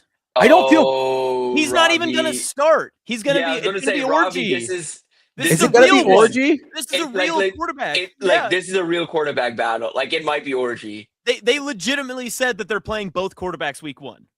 Listen, I made my pick. Here we are. I don't. I mean, unless you guys are going to let me go back, I think absolutely. No, yeah, I didn't think so. I think it's going to be Arnold. I think it's going to end up being. You just Austin Simmons yourself, brother. Why would you do that? Because Alex Orji cannot throw a football. Like physically is incapable. Yeah, but of throwing he's been in the football. Dan Mullen lab. I don't. The lab Dan is not Mullen School of Wayward Quarterbacks. He's been in the lab for going on 2 years now. And listen, there's no better place to learn to throw the football than Las Vegas, all right? Home of notable great quarterbacks like the Mandalorian, Kirk Cousins, Derek Carr. You learn from the best. Rich Gannon. Rich Gannon didn't play in Vegas, Shane. Yeah, famously. Kenny Stabler. None of those guys played in Las Vegas. All right, Tim, you're up. All right, I got to get my group of 5 guy here. I'm going Micah Aliado from Hawaii. I think I'm saying that right. As far as I know, yeah. Yeah, but yeah, production. I'm just he's gonna sling that pill. So let's get our guy. All right, we've got C. Olson up next. Or no, yeah, right? No, Mason Josh. Mason Josh is up next. Mason Josh, who do you have? I need my G5 as well, so I'm going to go with Liam Sarka. All right, there we go. Austin, you're up next. So this feels like the 4th of July food draft almost, where I have a very notable pick remaining, and I need my SEC quarterback. So we're going to have some fun with this. I want Kamario Taylor from Mississippi State. Let's go. Let's go. Listen, that could go well for you. You're gonna have a lot of rushing yards. I think you might have a lot of production there. Thank you. Yes. No, I'm enamored with him because someone said he looks like RG3, and I was like, well, that worked out. So maybe you're like, you know what? I'll take it. I appreciate that. All right, now we have C. Olson up next. Yes. Austin, who did you take? I took Kamario Taylor from Mississippi State. I am going to go with the curveball, DJ Lagway with the bounce back. Ooh, DJ Lagway. I knew somebody wouldn't be able to help themselves, and DJ Lagway goes to C. Olson. I don't mind the gamble. I've heard good things out of Baylor camp. I'm never going to quit DJ Lagway. I will never quit DJ Lagway. Tim will never stop smoking the DJ pack. The thing is, you have to keep it. Like I saw this in like 9th grade. Like I've been around him at a very young age where I was like, okay, look at all these traits, and I saw him do. Like I'm never going to give it up. And weirdly, the college career is playing out similarly to the high school career, where you see these flashes early on, but then last year was kind of year 2 for him. Year 2 or year 3 for him. It was year 2. Last year was year 2. Year 2 for him, and it didn't really go well, and but you saw some flashes, and it's similar to like high school. I mean, it took him till his senior year of high school to really put it together. It took that junior year of him putting it together for that breakout senior season. So I'm not giving up on him. I've heard good things out of Baylor camp so far. So I really don't mind that pick at all. I think there's a lot riding on him panning out. Dave Aranda's job is very much on the line, so a lot of pressure on him. So I'm very interested to see how all of that plays out, though. All right, so we've got DJ Lagway finally got picked. Not Thank the last God, one. too. Listen, not the last one standing. We appreciate that. TK, you've got back-to-back picks here, and this is your. These are your final picks. Yeah, you got real quick. You want to see my Austin impression real quick? I would love that. That's ag assault with a deadly weapon, brother. You're going to jail. This is a video stream, TK. No one's being threatened. You, me, Buffalo Bills basement. All right. He didn't pick anything. Put it back in. That was good. What was that? I think I'm gonna back ass my way into, another Texas Tech QB with my free pick of Will Hammond, because I think there was win 11 games this year, so that's 22 points. And I'm sure he can throw a touchdown pass, right? Well, maybe, I don't know. Listen, I'm sure Will Hammond can throw a few interceptions too. So And then the other team that's going to make the college football playoff probably is Boise State. So Maddox Madsen, please. Good pick. Good pick. That was my other. I should have picked him in my group of 5. Pick the Navy quarterback. Pick the Navy quarterback. They're going to be good. I actually was thinking about I was thinking about the Navy quarterback. You know how much I love so many rushing yards. Triple option offense here. All right, so now we have back to C. Olson for their final pick as well. C. Olson, what do we have? I'm either going to go with Owen McCown or I'm going to take a risk on AC. Kind of looking for another Tim breakdown potentially. You got to pick first. You got to pick first, and then you get the Tim breakdown. You know what? Screw it. I'm going to go a second G5 and go Owen McCown.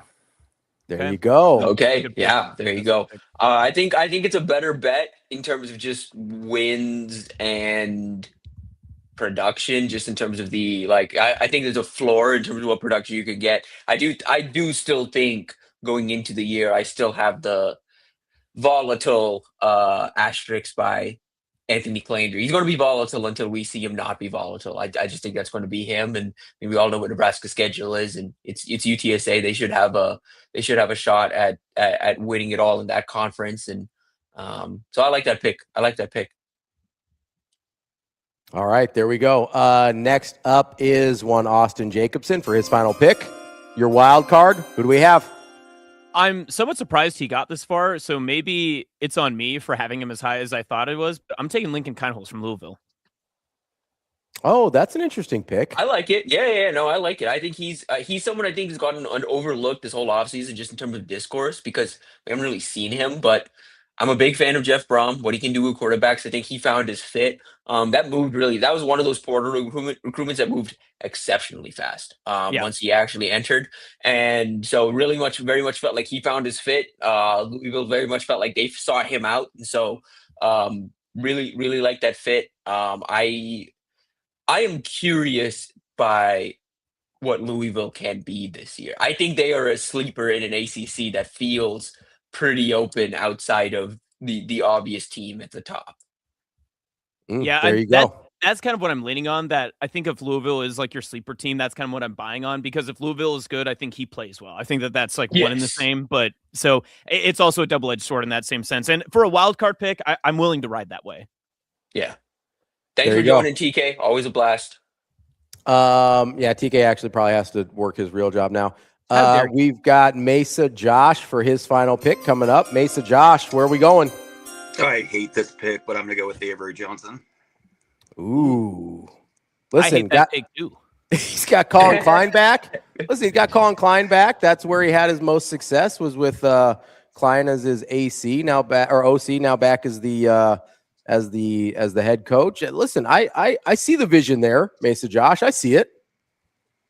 I can kind of see the vision.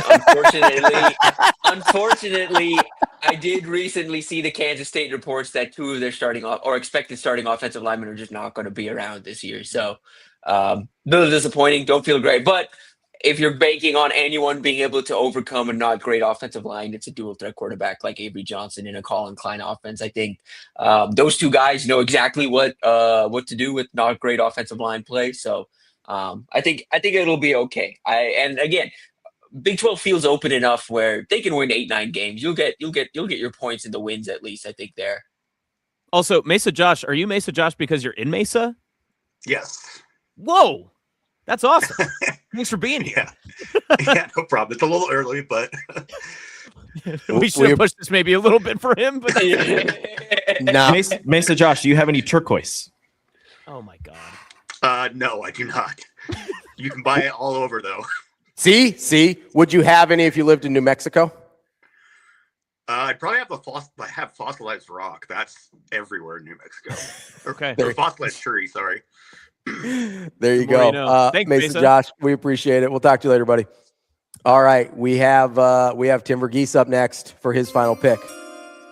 Unless he's already taken, I missed it. Keelan Russell's still on the board, correct? Yes, Keelan Russell is on the board. I'll take Keelan Russell. I don't mind. I'll take that. Yeah, let's give me some Keelan Russell. A little Kalen DeBoer quarterback action. I like it. Yeah. Way to take a quarterback that actually won their battle, Tim. That's an elite move. That's a good idea. Listen, I'm going out there. We're out there. We're gonna see what's happening. I'm counting on Dan Mullen and the fact that I've seen Alex Orji play before, and that's not going to be your quarterback. I'm just 100% sure of that. I've got a few guys I'm considering here for my wild card, and since there's only one pick left, I feel fine discussing these openly. I'm looking at potentially. Listen, this is Byron Brown is a guy that I'm looking at Auburn. I feel like he's going to be highly productive. I don't know how much Auburn's going to win, so I'm a little suspect there. But Byron Brown, I feel a little Tim here with the. I'm not sure I can quit on Lenore Sellers. You got a safer bet there than DJ, to be honest. Right. Yeah. Like the production's been a little better from Lenore Sellers. And then if I'm there's two kind of wild cards I'm thinking about. We talked about the high variability of Anthony Calandria. I am thinking about just going full homer here. The other one that I'm thinking of is a guy that's been super highly productive, and he's with a coach that we've seen get good things out of quarterbacks before. I'm a little tempted by Jaden Craig here at TCU. Oh, yeah. That's a guy that I really liked coming out of Harvard. I was a little bit interested at him about potentially coming to Nebraska. I don't think that ever got any traction, but just as I was looking through portal guys, that was a guy that I was interested in. I think Jaden Craig and Byron Brown might be my highest boom bust potential here. If you're looking at if you wanted to compare the floors, I think Craig has the higher floor of the two. That's factoring in conference, and then just what we've heard coming out of TCU thinks they've hit a home run there. That's where I was leaning as well. There is a part of me that really wants to take Anthony Calandria, but I am going to go with the sage advice of one Tim Verghese and go with Jaden Craig as my wild card pick. Michael Hawkins was right there, man. So was Scotty Fox. All right, our final pick from BL Tico. Tell me why Michael Hawkins is staring me in the face. Oh yes, come on, the Hawk. It's between four quarterbacks. Okay, Hawkins, Brown, Rocco. And I feel like somebody has to take the Nebraska quarterback. I feel like I was very close. I was very close to taking Calandria all the way up until I remembered that Jaden Craig was available and that I really like Jaden Craig. And then Tim kind of put me over the edge with the reassurance on Jaden Craig. I don't know. I was going to say BL Tico. I would take a look at that Penn State schedule, and then I would just cash in with Rocco right here. That's kind of what I was thinking. Yeah. They don't have a hard schedule. No, they don't. I think they've got 10 wins wrapped up. Said, Brandon. To be fair, outside of Calandria, the first three people you mentioned is kind of like a nightmare rotation of just like, this is what we have left. Rocco's I think Rocco's the safest of that group. Yeah, truthfully, we know exactly what he's going to be. Yeah, and he's got the same weapons for the most part in that offense. You know, and yeah, we know exactly what that's going to look like in the Big 12. That's where I would go, but I also understand wanting to maybe take the Nebraska quarterback too. Yeah, but I also took Alonzo Barnett the third. So what do I know about safe? Yeah, I think you might want to go with some safety points here with the wild card pick. Mm-hmm. You might Brandon need a couple of wins later, to be fair. Brandon wants Rocco.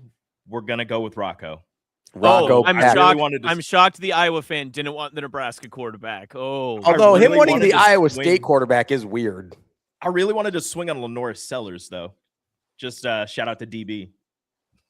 I mean, Lenore Sellers is a Lenore Sellers. I was tempted. It's tempted. crazy. We might have a first round quarterback just not go in this draft. Yeah. Michael Sellers Hawkins doesn't was go. right there. Yeah. The Grunk has been there the whole time. Well, are you guys surprised Nico? Nobody picked Nico. That's where it was between Nico and Drake Lindsey for me. That's when I was working through Big Ten. The Big Ten guys that I'm surprised haven't gone. I mean, Nico is one. Malik Washington, another one. But I understand people aren't super high on Maryland, but I think I mean obviously I'm high on Malik Washington, but I think people are high on Malik Washington.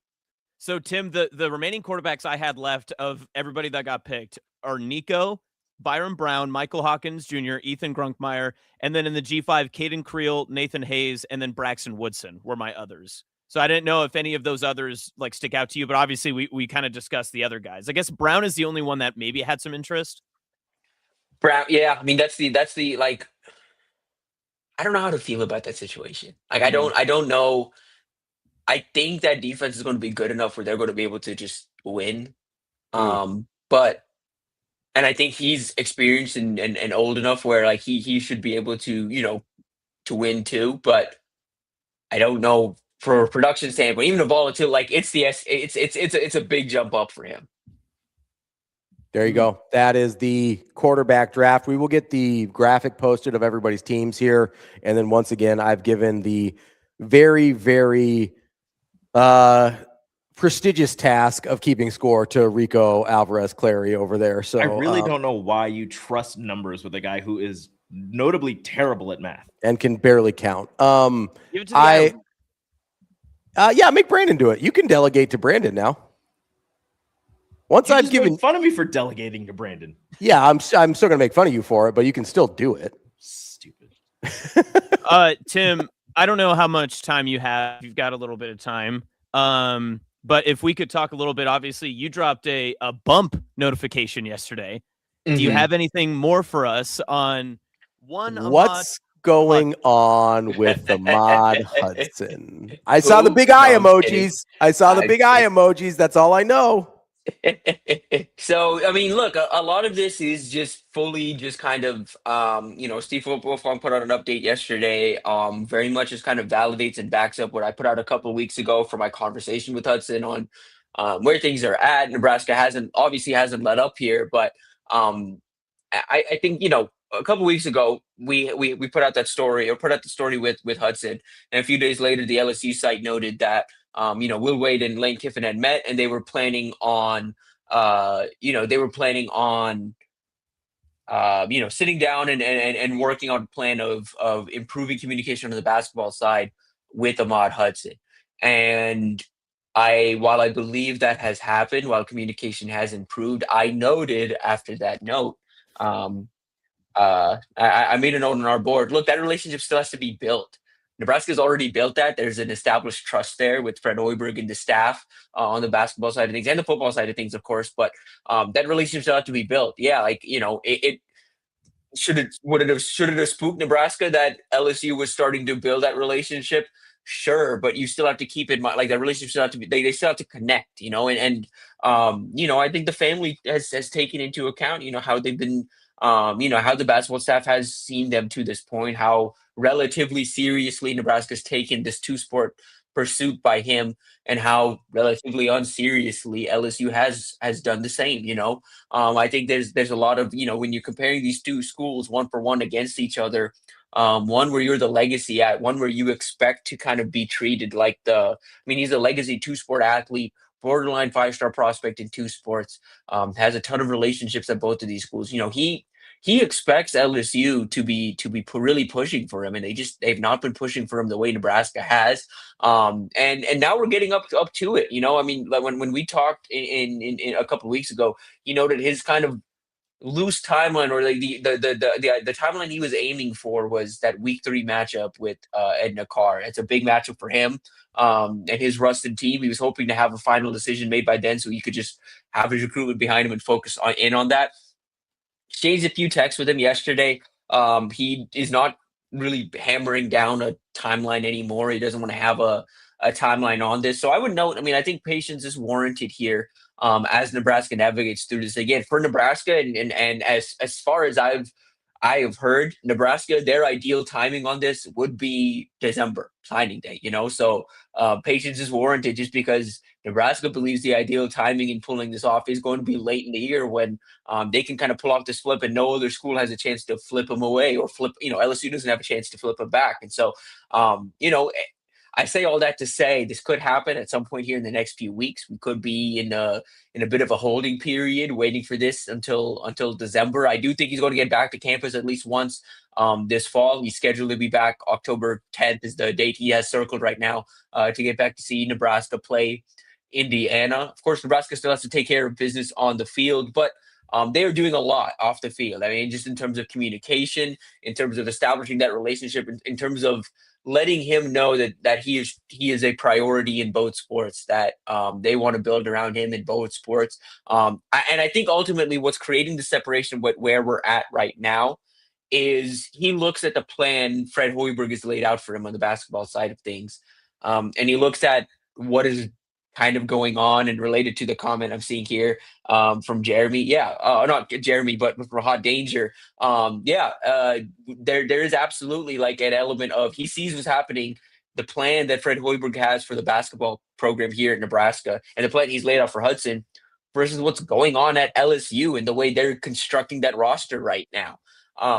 He's someone who he wants a chance to maybe play if he can. He wants a chance to, in year one, on the basketball side of things. If he can get on the court in year one, he'd like that opportunity. Fred Hoiberg, and obviously from a realistic standpoint, we'd have to see what that really means. Fred Hoiberg, to this point, and the basketball staff have, kind of laid out this plan of, look, if you take care of business, like, there is a world where you may be, in the starting or very much in the rotation in year one. But then he goes and looks at LSU and, kind of sees the veteran talent they're stacking, the way they are working through the European rosters, the NBA guys, all of that, like the way they're doing some of that stuff. And I don't necessarily know if he sees the same thing. And so we'll see what happens. I mean, I don't think the update yesterday, there isn't anything, material that changed besides the fact that, look, LSU's trying to develop that relationship with him. I don't know how much it's taking, on the basketball side of things. Tim, is it too simplistic to put it this way, that if it comes down to relationships, it'll be Nebraska? If it comes down to legacy, staying close to home, maybe even NIL offerings, then it's LSU? Is that too simplistic? I mean, I think we can talk about it that way right now. I mean, but so much of this is dependent on, if Nebraska wins 8 games and he still picks LSU, then it's that, if that makes sense.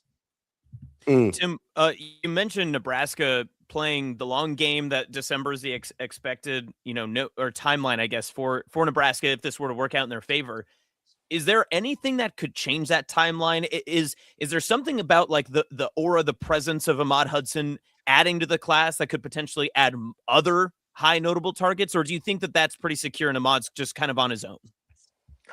Pretty secure. I think he's kind of on his own at this point. I mean, one thing, landing a player like that would turn heads in Louisiana. I don't think it would make much of an impact here in 27, but 28, some of the guys, they've offered a few guys in Ruston, including Galen Powell, a 4-star running back who's expected to visit. So there's some of that, I would say, but no, I mean, I don't know if that, I don't know. I don't know if I would say that necessarily, though.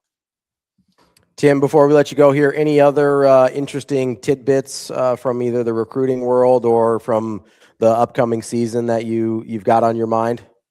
Yeah, I mean, I should have kind of an idea of some of an updated visitor list. I mean, the visitor list for the 28 cycle is really growing. I did see a comment in here from Jeremy around 8:45 a couple minutes ago.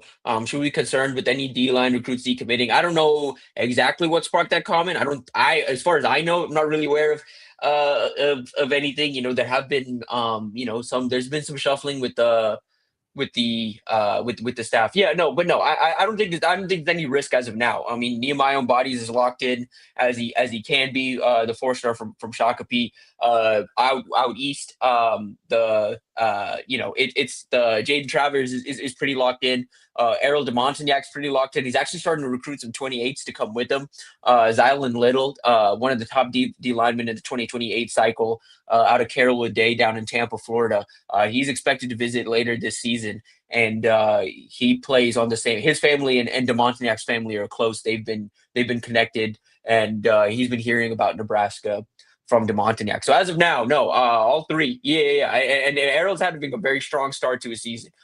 He had a good week last week as well. But yeah, Errol's having a good start to his season. All three, I think, at this point on track to be in Lincoln and sign at Nebraska. Matomo, same thing. The guys I'm worried about, I would say from a flip standpoint, I would keep an eye on Mo. Just if Utah and BYU circle back, I could see that I could see that causing some issues potentially in that recruitment. Florida State, now that Jalen Hill has moved down to Miami from California, Florida State is circling back in that recruitment. Florida State also involved in Timmy Aliu's recruitment. Timmy Aliu's going to be visiting Florida State this weekend. He told me last week when I went out to see him, he was going to see a few of these programs, going to make a few visits. Primarily just wants to see some games, see some schools he hasn't seen in action, but he's as locked in as he can get. I mean, he wants to be at Nebraska.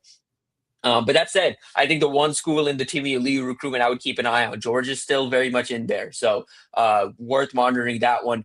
Same thing with Jordan Winoma, still a few kind of SEC powers still lurking in that recruitment. But besides that, I mean, I'm going to have an eye on Torrey Pittman, obviously tonight, Millard North, Millard South. That'll be fun. Torrey Pittman has the senior year. I think he's capable of, could see some big programs kind of circle back on him. We'll see how he responds to that. Obviously he has to handle business on the field first. So I'm really excited to see what he puts together on the field this season, because it could really impact his own recruitment. But besides that, I think this class is pretty intact. But get back to me, we will definitely discuss where the commits stand come October, depending on how the season goes for Nebraska. Tim, but before we let you go, I do have a question, just because high school football started in the state last week. Big action yesterday, obviously another big one tonight. I'm not as curious because you've seen and evaluated. We kind of know what we're getting in terms of prospects from the big name players in Millard North, Millard South, but are there other players, maybe in that game specifically or just across the state, you're excited to see what maybe their potential as a prospect and how they could grow through this fall season could be? Are there any guys that you've kind of got your eye on that you want to get to see in person? Yeah, there's a bunch of 29s in the state. I'm really excited about getting my eyes on this season. I mean, we start tonight with Millard North at Akili Heat Moody. There's a few 2030s, frankly, and some young guys on Millard South I'm excited to see. They have a big opportunity for themselves this season. It's game one for a lot of these guys, so I'm not going to be putting a ton of pressure on them. I kind of give them the benefit of a lot of pressure game one, stepping into a much bigger role. But across the course of the season, want to see how these guys do. Across the state, I mean, I was a bit surprised by that Lincoln East result last night. They're a team I have circled this year that I want to get eyes on. There's a bunch of 29s over there that I'm very fascinated by. 2028, Isaiah Boland is someone I've got a close eye on this year. A DB out of Lincoln that I'm going to be closely monitoring. Wanted to see what he does this season. Bunch of 29s, frankly. I've got a list of 29s that whether I get to see them live or it's just a tape, I'm definitely keeping tabs, because it's sophomore season for these guys, and this is when some of these guys really start to emerge on Power 4 radars, really start to make names for themselves. In the 28 cycle, couple key guys I think I would say are on offer watch for Nebraska. Just I'm monitoring in general. Garrett DeWard out of Malcolm, Nebraska. Hoping to get out there to see him this fall. Big offensive tackle out there. closer to home, Michael Bending, of course, thought he had a good start to his season yesterday. Had a few clipped a few things of his yesterday. Was good in pursuit from the safety spot. So excited to see how he continues to play. Braylon Warren had a really good start to his senior season. Tay Jenkins is Tay Jenkins. I think he just kind of does what Tay Jenkins does. So really excited to see Westside in action this fall. If what we saw yesterday is the Westside we're getting this year, next week Lee Summit going to be very interesting. But after that, they're pretty much on cruise control until Millard South, it feels like.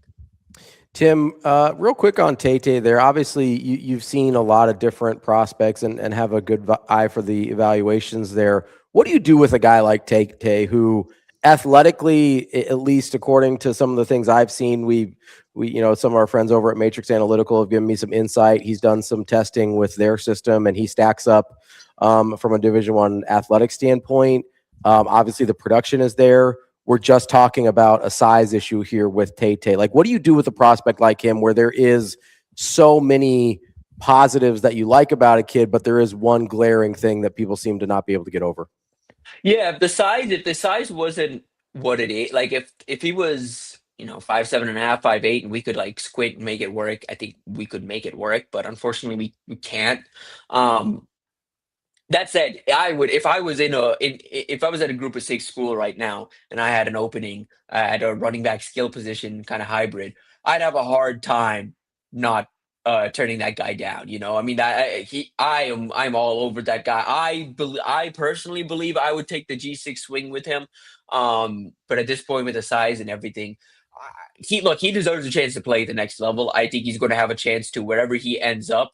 He's going to have a chance to move up in the portal, depending on how he produces. I think that's a big question right now with everybody. Is just how is that size going to look like at the next level? Can he produce at the next level? I believe he can. I think there's just too much with the traits, despite the size, where I believe he can overcome being something of an outlier. It's just it's just really tough because the size is in it is what it is, but it's tough. Someone said like he's not 5'4", but I think he's listed at 5'7", and I think he's shorter than that. There you go. That is Tim Verghese from Inside Nebraska. Great stuff as always, Tim. And I'll see you down at Buell tonight, and then we'll talk to you next week. Well, there's no guarantee. Sure. Tim could be going to Kearney Catholic Ashland Greenwood. There's a Husker commit there too. You never know. Anything's possible. Austin, are we in for Austin Tim road trip to Malcolm at some point this year? 100%. I'm glad that you brought it up. Yeah, I'm all the way in. I would love to be able to go to Malcolm. I've been told there's a couple of good places to go after the game if you're interested in that. Oh, absolutely. Well. Yes, let's make that happen. Are you interested in joining our 8-man trip to the Clarkson-Lee rivalry? I could. We'll check in on those dates. I need to figure out where I need to be, but I could be interested. That did not seem very interested.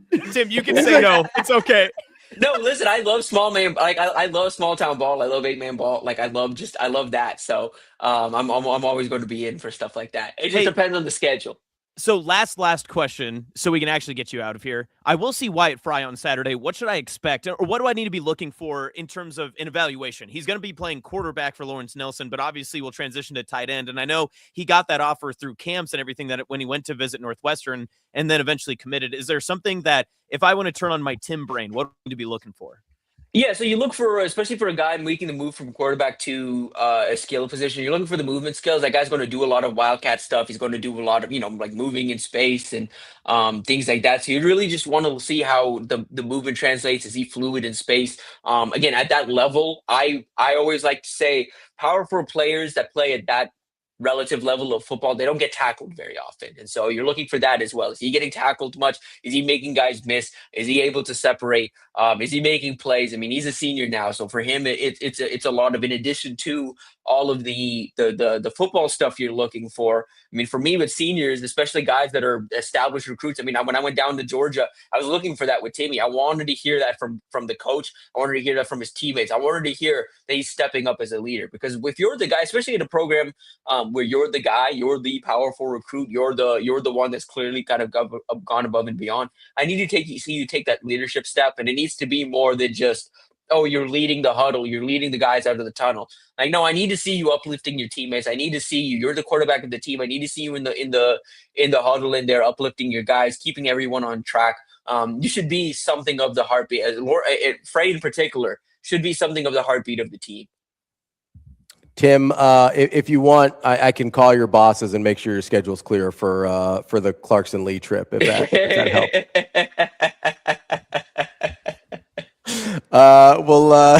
We appreciate the full hour you gave us today, Tim. I'm glad you joined us for the quarterback draft as always. Great stuff there. Really appreciate everything you do for us. That's Tim Verghese from inside Nebraska. We'll talk to you next week. Yeah, sir. Talk next week. Have a good weekend. Appreciate you, Tim. Coming up next, we've got Mike Sautter, Hurrdat Sports and NAB Preps. We had a little football last night. We got a lot of football tonight. We'll get to all of that. We've got volleyball. We got lots of stuff going on. Lots of stuff going on. Do you think, and I know you want to ask him, obviously Millard South, Millard North, but how long do you think we can go without him bringing it up himself? Ooh, I don't know. We'll see. We'll see what happens. Do you want to try? You don't have to. No, we'll give it a try. There's some stuff. There's some other stuff I want to talk about, so we'll give it a try. We'll see what happens. I know you're very excited about all the 8-man fall classic games. I know that's what you're pumped. I am fascinated. I'm a fan of 8-man. People know this about me. Listen, everyone says that. They're like 8-man Ravi. That's what they call you. I am known for my 8-man takes. We'll just leave it at that. Leave it at that. That's good. We'll be right back. More Hurrdat Sports Live coming up next. I'm just ready, I've just been a long time dream come true. Ever since I was 5 and started playing football, I always wanted to be on the big stage. My Christmas list used to be an NFL player. Used to tell my mom I thought she was like a magician. My parents, my mom and my dad, I thought they could just like make me an NFL player. But yeah, that was. I've always wanted to be an NFL player. I feel like it gave me just a place to like release everything. I don't have to worry about my life or what's going on in my life whenever I'm on the football field. It's just like a getaway for me, just being on the field with my brothers, playing. It's just like it's my happy place. So yeah, I'm really excited.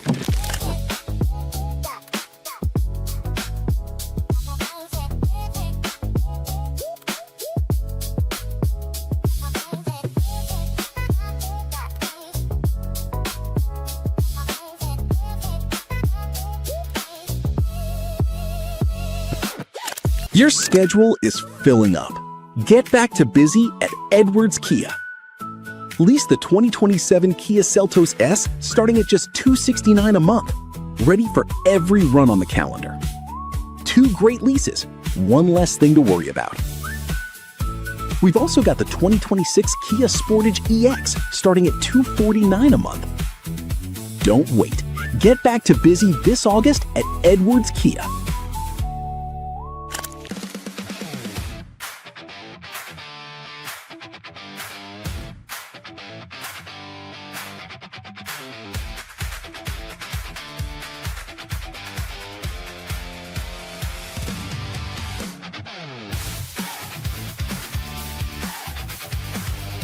I think it's going to stay the same no matter what. I think I want it to be the best year yet. Every year it's hard to say that because everything's different. Like we have a new team, we have a new coach, new games. Like everything's going to be different. But I think just again staying where my feet are and just being grateful because I've got to do some of the coolest things in the last year, and a big reason for that is Nebraska. So I wouldn't have this without volleyball, without Nebraska, without the fans and the tradition. So just like soaking it all up and making sure that I take advantage of everything that we're given and that we have.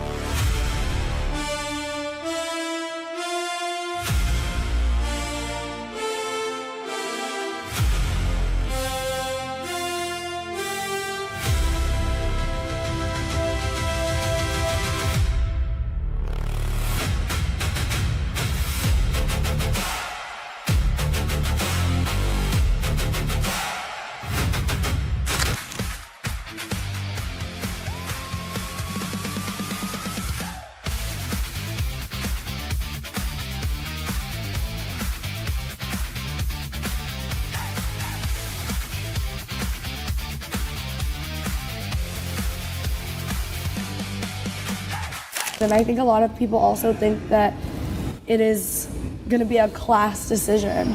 But honestly, none of us have talked to each other about anything that we're feeling. So I have no idea what any of the other three want to do, and it's not going to be a decision made on other people's mindsets and how they're going about it, because that's their future and this is ours, or mine. So I think that is a big thing, is like, it's not going to be a class decision. Yeah. And if we all decide to stay or leave, then that's just how the pieces fell. But like, we didn't do that on purpose.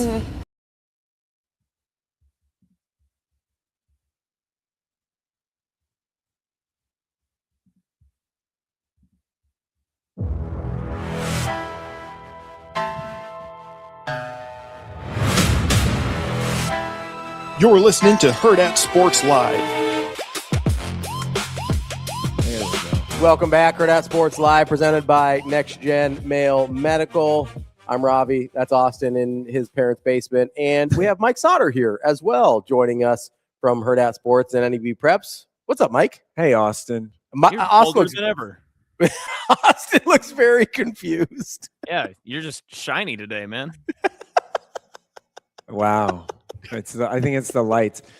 Shiny is, really? No, shiny is that light above your head that's been just shining all day. If you yeah, want. you like these are industrial. You can thank Lee Jacobsen for that one. Yeah. Listen, this isn't DIY. This man, this is his office, is working down in, as Ravi called it, Buffalo Bill's basement. So, we're just making it work. Yeah, the Buffalo Bill Cody Museum though, I believe, is in North Platte. That is true. Yes. Different Buffalo Bill. Different Buffalo Bill. Famously different Buffalo Bill. Got it. Mike, I don't know if you're a Silence of the Lamb guy. I'm just going out on a limb here. Never seen it, actually. That explains that. Yes. Shockingly. Fewer baskets of lotion in the Buffalo Bill Cody Museum. Yeah. Okay. Mike. High school football. Anyway, Mike, high school football. There was a lot of fun action last night. There's a lot of surprises. Can I start with, when you kind of settle in and got home, what was the one result or one game that you kind of checked in on, either on the timeline or just got text from, that you were the most surprised by? I guess I was surprised. Maybe Lincoln Northeast, Lincoln East, even though Northeast has been coming a little bit, right? Like they were like one win away from they were actually a half away from making the playoffs last year. And Lincoln East did have some baseball guys that are late to the party here, right? As far as a little football. busy winning the World Series, no big deal. Yeah. So, and they did lose some things. But on the other hand, Lincoln Northeast has been coming for a little bit. Coach Boyd's done a really good job of getting players there. He's the last 2 years at our 7-on-7 tournament, they've performed pretty well. So I wasn't surprised at that. One thing that I guess I have a question for you guys. Yeah. What is considered a blowout in high school football to you? Or just in football in general, like the final score? What would be like, yeah, that's a blowout? Like how many points? What's the threshold? Ravi, I want to hear yours first. My initial thought, just gut reaction, was like 28 points. Like that's you lose by 4 touchdowns. Like that's a blowout. Like there's getting your butt kicked. But I think blowout's a little bit further than that. Like you could lose by 20, 24 points and be like, even like there's some games you lose by like 17. You're like, oh, they got their ass kicked. Yeah. But I think late touchdown. I think 28 is like, that's a full on blowout. This was never really this was never a contest. Right. Yeah, Mike, I think that's like an interesting conversation, at least. And it's a good question, because I think at the NFL, it's like 17 points is my opinion. Like it feels like that's tough to do. Like 3 scores is kind of that differentiator. I've always assumed in high school football, it's 35 because that's the run, that's the running clock. Yeah, the run rule and everything when it comes to that. But because of the different levels of football, like not every 35-point win feels the same. I remember going to the Sydney Ogallala game last year and they won 33-0. And I was like, well, yeah, they won. They looked really good, but I don't know that it was like some dominant blowout by any means. I think I'm with Ravi. I want to say it's probably somewhere between 24 and 28 points is where I would feel comfortable, but not every score dictates how I feel about the game, I suppose. Like I was sitting there last night at Westside Prep and it's 28-3 at halftime. And I was like, this is a wrap. You know what I mean? Like, so part of it's how the game looks too. Prep was having a really hard time offensively. Yeah. Like you just knew they weren't scoring 28 points in that game, right? So like that's obviously not for full touchdowns, and you're like, this feels like we're done here. Yeah. So okay, when I got home, I looked. I'm like, okay, I'm just curious. I want to look up scores, see what happened, all of that. So there were 19 games played across the state last night. 11 of those 19 games were a team won by at least 28 points, if not more. Okay. 11 of 19 games. Of those 11, 3 of those were in Class A games, and there were 5 total Class A games. So it was Northwest, Bennington, and Westside are the 28 or more. Mm-hmm. Yeah. And then the one Class B game was Waverly Northwest. Yep. Yeah.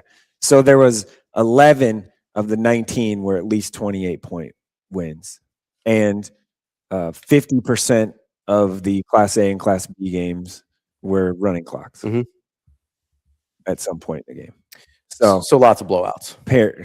Maybe we were wrong when we said, like, I don't know, it might be closer. Like the parity is better. I mean, some of it's the early matchups, right? Yeah, like, but the new scheduling was supposed to even some of that out. Yeah. Yeah. I think the one, I think the two that I was most surprised by is I thought there was a version of Prep Westside that was closer than that. Me too. Yeah. I thought there was agree.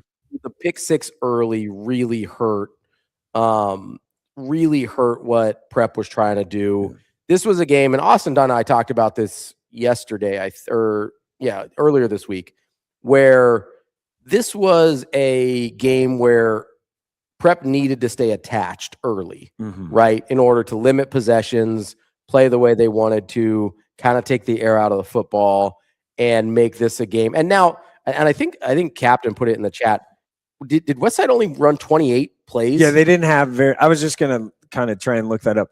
I know that they did not have that many plays at all. I was talking to their OC even after the game. Was like, we didn't run any plays. I thought I knew for sure it was under 50. If it's as low as 28, that's a stunning number. But you have the pick 6, you have a really long kickoff return, you have really long, like you have situations that gave short fields and things like that. But that's a game where I thought, like, I really thought Prep, even if Westside played reasonably well, if Prep executed, I felt like they could keep that within a couple scores. And you could tell, like, that was their game plan, right? Like, play a little bit, keep away, whatever. And it just, the pick 6 to start was tough. Yeah, then, like, you just, backbreaker. And then immediately they score again. Like, and they had some opportunities where they got stops. Yeah. And started to move the ball a little bit and then stalled out. Like they had their opportunities. They answered right back after that pick 6 and kind of got it down the field. Yeah, they got across the 50. Yeah. I think they were down like the 35-ish. Yeah. And so like they were there, then they had a holding penalty, set them back, and like they can't be 1st and 20 or whatever. Yeah, it was 1st and 26. Because they had 2 penalties back to back. That's not. They had a procedural and then a hold back to back. Prep's offense is not designed to do that. Yeah, you're not getting 30 yards to get a first down pretty much at any point this season. So, like, there was a version of that game where I thought Prep, I thought there was a version of that if they executed at a super high level that they actually could win the game. I thought it was a pretty narrow path, but there was a path to victory. But I thought there was a reasonably broad path where they could keep it within like 14 to 17 points. Correct. Yeah. And obviously a lot of that didn't go right for them, but it was that was the one I was surprised by. And then I don't know if I should have been surprised by this. I thought Elkhorn North might be able to keep it closer with Bennington. I knew Bennington was still going to be good in Class A. I know Elkhorn North is kind of going through the same thing there. I thought that one, I didn't think that one would be 20. Like, I didn't think that would be a full-on blowout. It was close to start the game and at halftime and into the second quarter and stuff like that. I think just the experience of Ty Bufakeo quarterback really mattered in that game. I wasn't there, so I didn't see it and haven't watched it or anything. So he's one of those guys, though, that like Ty Bufakeo, where you're like, okay, obviously not going. He's going Morningside. Yeah, which really good football program, really good athletics in general.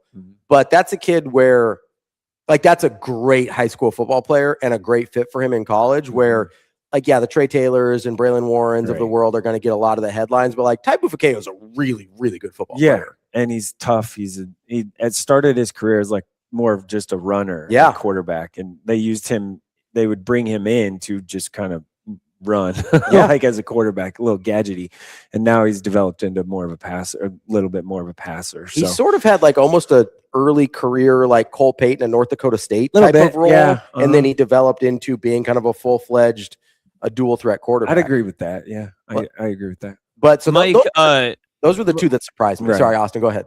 No, but Mike, when it comes to the results and everything you just talked about, especially in the big games, we can keep this conversation to the two games that you mentioned when it comes to Prep Westside and then Elkhorn North Bennington, because those are the ones that people looked at. The gap between those, do you think that is different if these games aren't week one matchups? And I'm not suggesting like maybe health or anything, but do you think that it's just growing pains that some of these teams needed to go through, and the fact that, you know, Westside is a very experienced group? I know Prep is as well, but is there something to say that if these were week 7 or 8 games that maybe that gap shrinks, or did you not get that feeling last night? Yeah, well, I think part of it is you have brand new quarterbacks on the teams that lost, like guys that haven't started or played in big moment type of games. So, or situations. And I think that's probably maybe a part of it. But I also think that those two that won are pretty good. Yeah, for sure. So I think it's probably one of kind of both. So that's, yeah, to answer the question, I think it's probably more of the quarterbacks in the situation that they just haven't been in. So yeah, maybe by the time week 7, 8, 9 playoffs, whatever, roll around, they're going to be fine. Like, I think they needed to get their, like, just throw them in the fire. Right. Yeah. Like, so, yeah. What did you think about, obviously we were both at Prep Westside last night. Westside offense was, I know that we didn't see a ton of plays, but they were running a little bit different stylistically offense than we've seen the last couple of years. Yeah. They took more shots and really a lot more QB run game. Yeah. They made a change, offensive coordinator. So like that, I think that the reason for that was to open things up a little bit more. It's the coordinator Lamonji had at Burke, right? Burke, yeah. Sam Calabretto. So yes, Calabretto. Yeah, thank you. And he's been at Westside for like as the QB coach or running back coach, whatever, the last handful of years. So there was. I would have liked him to take a few more shots down the field, to be honest. Like the one throw that Braylon Warren made to Bryce Johnson was up the sideline. Yeah, nuts. I mean, it was basically falling down, and it was just a dot. It was like, it was a dot. Like, there's no way around it. Yeah. Right, dropped it right in the bucket on the sideline to only where his guy could catch it.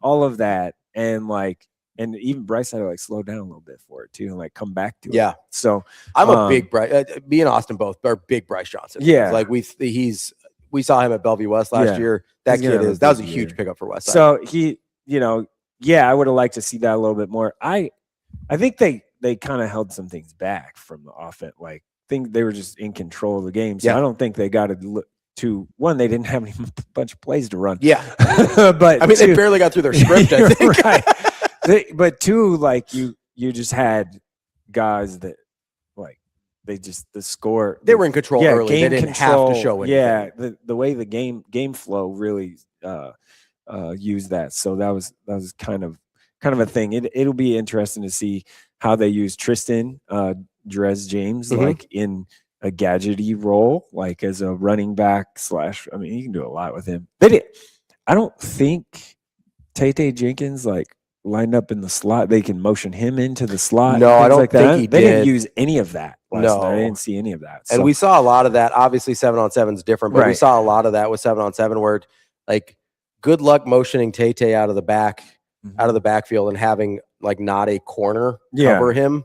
Like that's gonna be rough for anybody.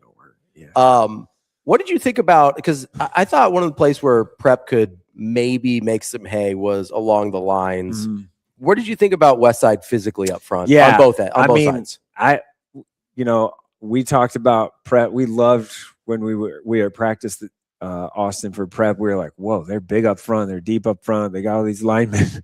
They look great. We kept saying it. Yeah, we kept saying it over and over and over and over. I don't know. That West Side up front looked pretty dang good last night. They did. Like they kind of dominated, to be honest. On both sides, I thought. Yeah, and they're pretty big too, right? Yeah. So much more size for Westside than they had the last couple of years. I will say this. It wasn't like we were saying, oh, just because Prep is big up front and super experienced and a lot of depth up front.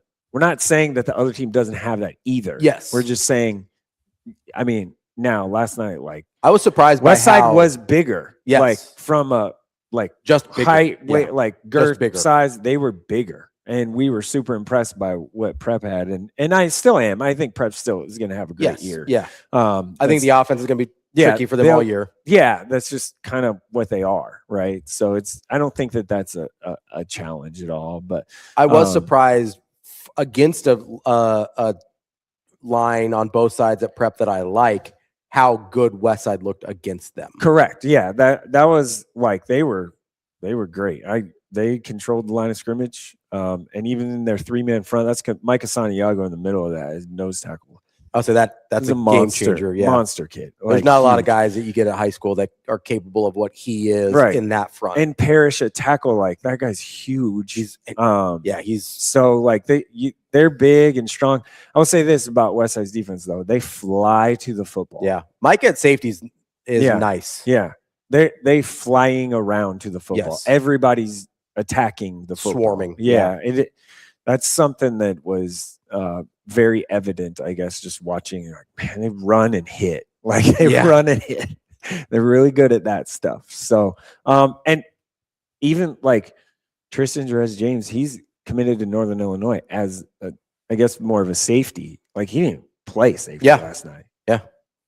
There's so I mean, kind of tells you where they're at. Yeah, they've got it, and we didn't see a lot of Grigsby for them. No, yeah, especially early. He played some in the second half. He had a chance on that end around to maybe pop one if he would have maybe cut it up a little bit. If he hadn't tried to get all the way to the sideline. Yeah. But that's another guy that is supremely talented. Yeah, and as a chance to make a big impact for them.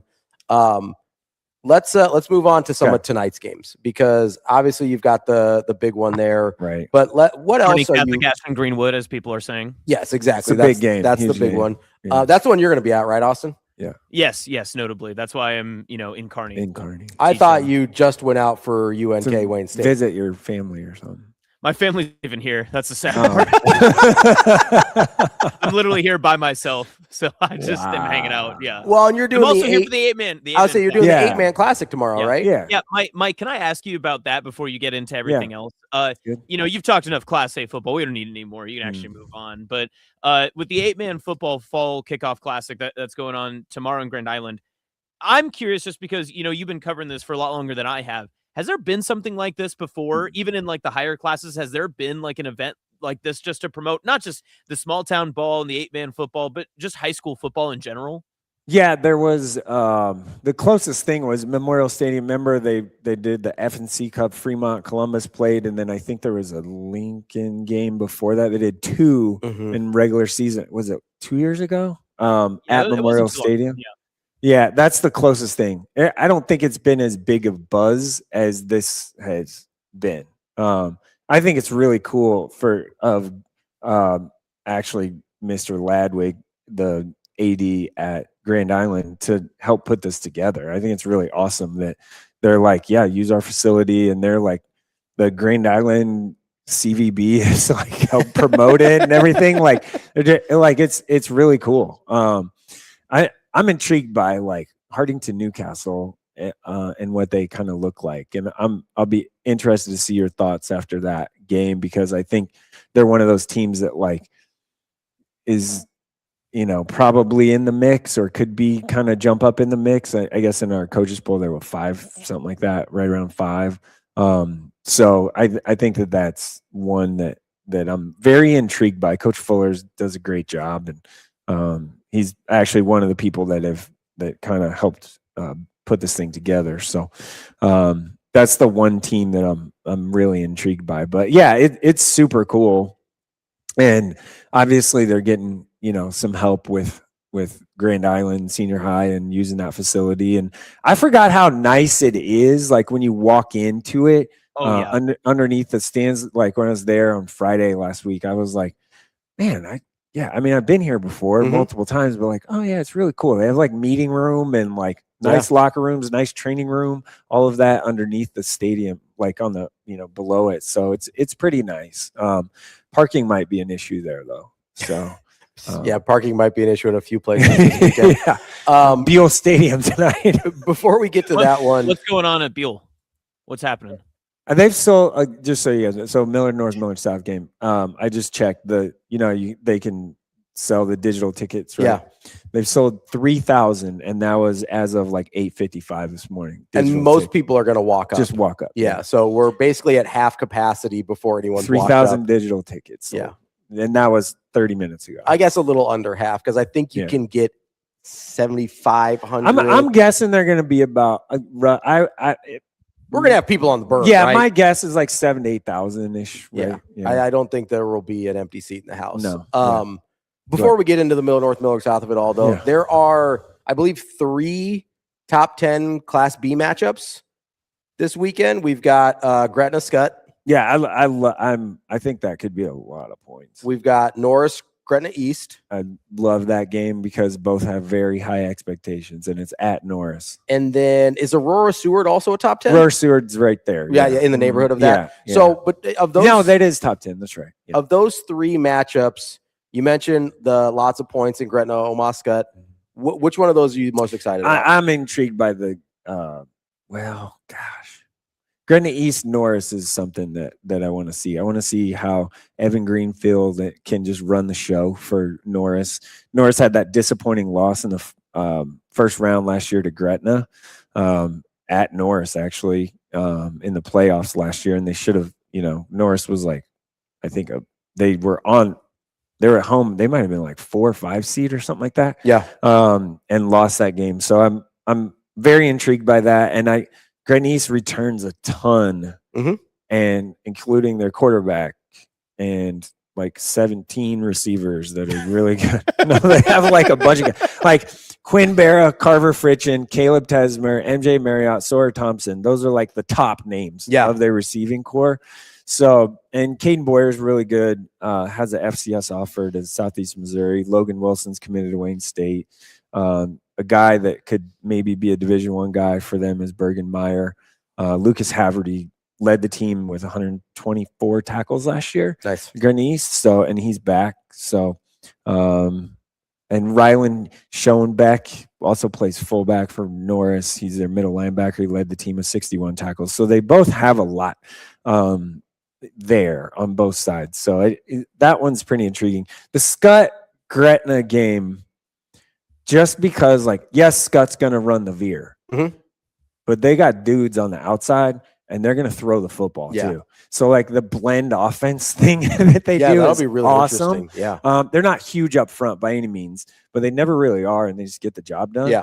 So, Wyatt Liebentritt, and a guy I've talked about probably too much. Austin knows what name is coming, and he's probably annoyed by me saying is Hudson Friesen is going to be a guy for them this year. Yeah, this is what Mike does. Mike goes, no one's talking about it, but I'll say it, and then he keeps saying Hudson Friesen. Well, no one from except for me, no one is saying it.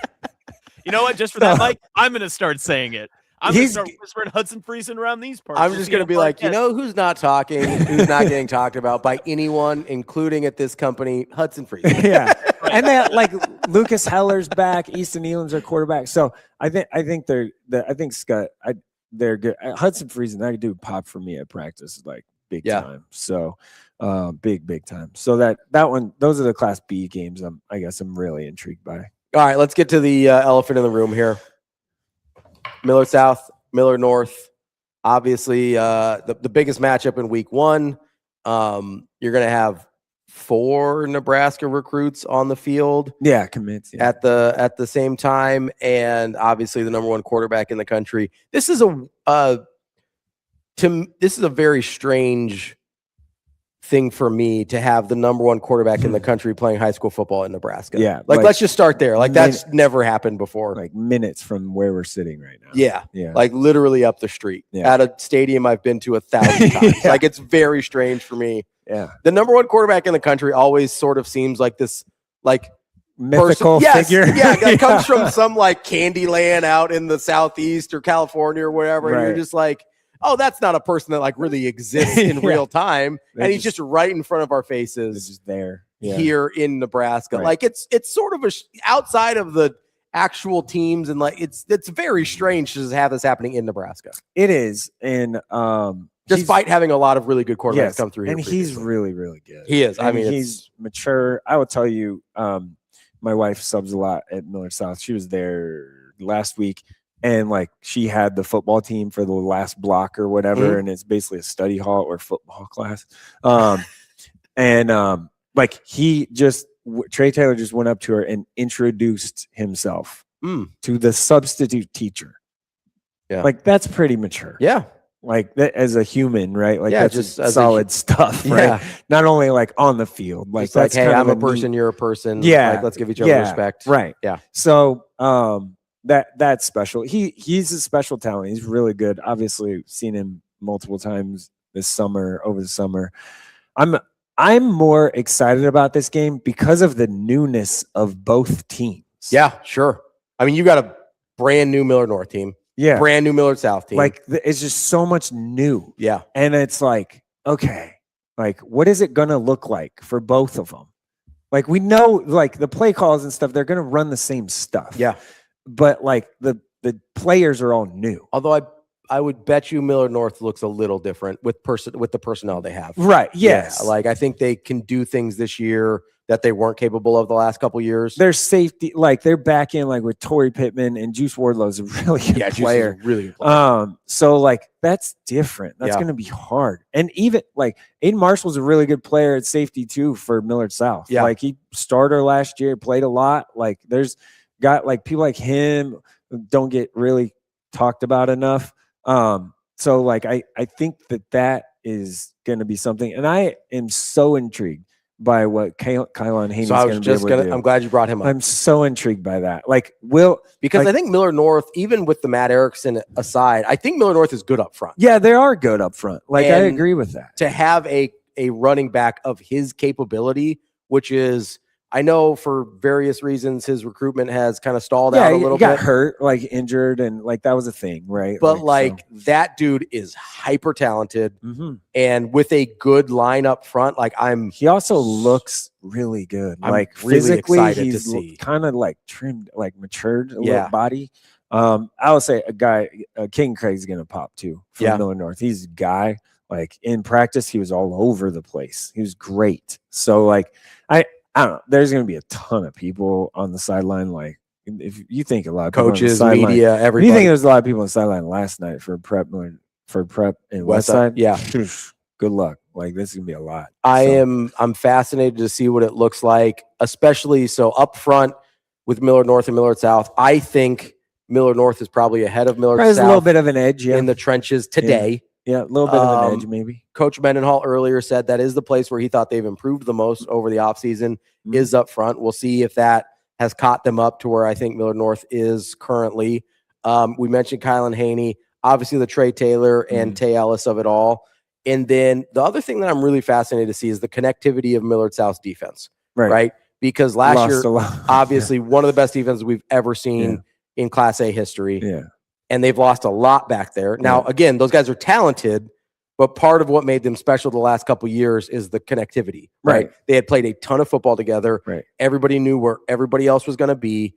And I do think they're not as good up front as they were the last couple of years. On the D-line, yeah. And I think everyone. I don't think that's a hot take. No. And I don't think that's disparaging. They're just not. Yeah. But I am fascinated to see what that looks like early on in the season, because I'll be honest, over the summer at 7-on-7, there were some communication issues on the back end and I get 7-on-7 is different, right? But there was communication on the back end with Millard South over the summer. The thing that helps them, one, they have returning safety that started. Two, Urban Kennedy has started a linebacker. So I think those are kind of like, some stabilizing forces on those two levels. Yeah. The upfront thing is like, how are they gonna? Yeah, that's a real. Yeah, that's a real how question. Are they gonna replace all of that and come back? And guys are gonna have to step up in huge moments. So it'll be a huge moment, a huge game.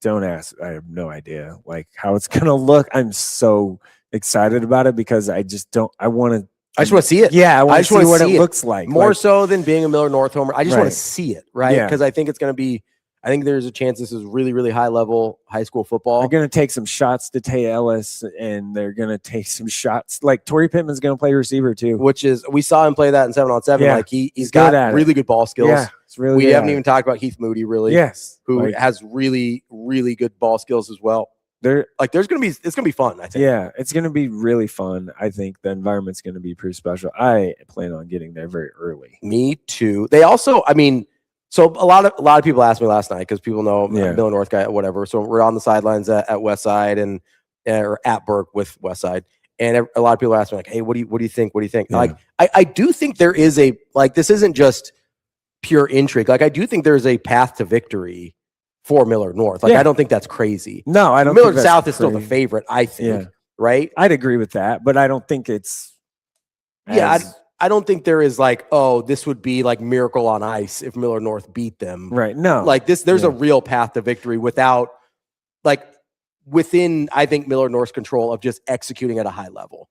I will also say, like, all the buzz has been like Millard South's gonna kill everybody again this year and stuff. And I said it last year, or last week. I just don't see that. Yeah, I don't think that's the case. Like, I don't see them just rolling through everyone. Now, if it's 42-10 or whatever, I would say if we see what last night was, like, okay, maybe we were just way wrong. And if that happens, I'll admit it. Yeah, like, it's fine. But that's what I said last night. I go, oh, I think maybe Westside is further ahead of at least number 4 than I thought. Right. Yeah. Right. And if we see the same thing tonight, I'll say the same thing. Millard South is further ahead of, like, that top tier of Millard South Westside is further ahead than I thought. Going into it, I just don't see that. But that's my opinion. And if I'm wrong, I'll own it. And that's okay, because it's my opinion. You don't have to agree with it.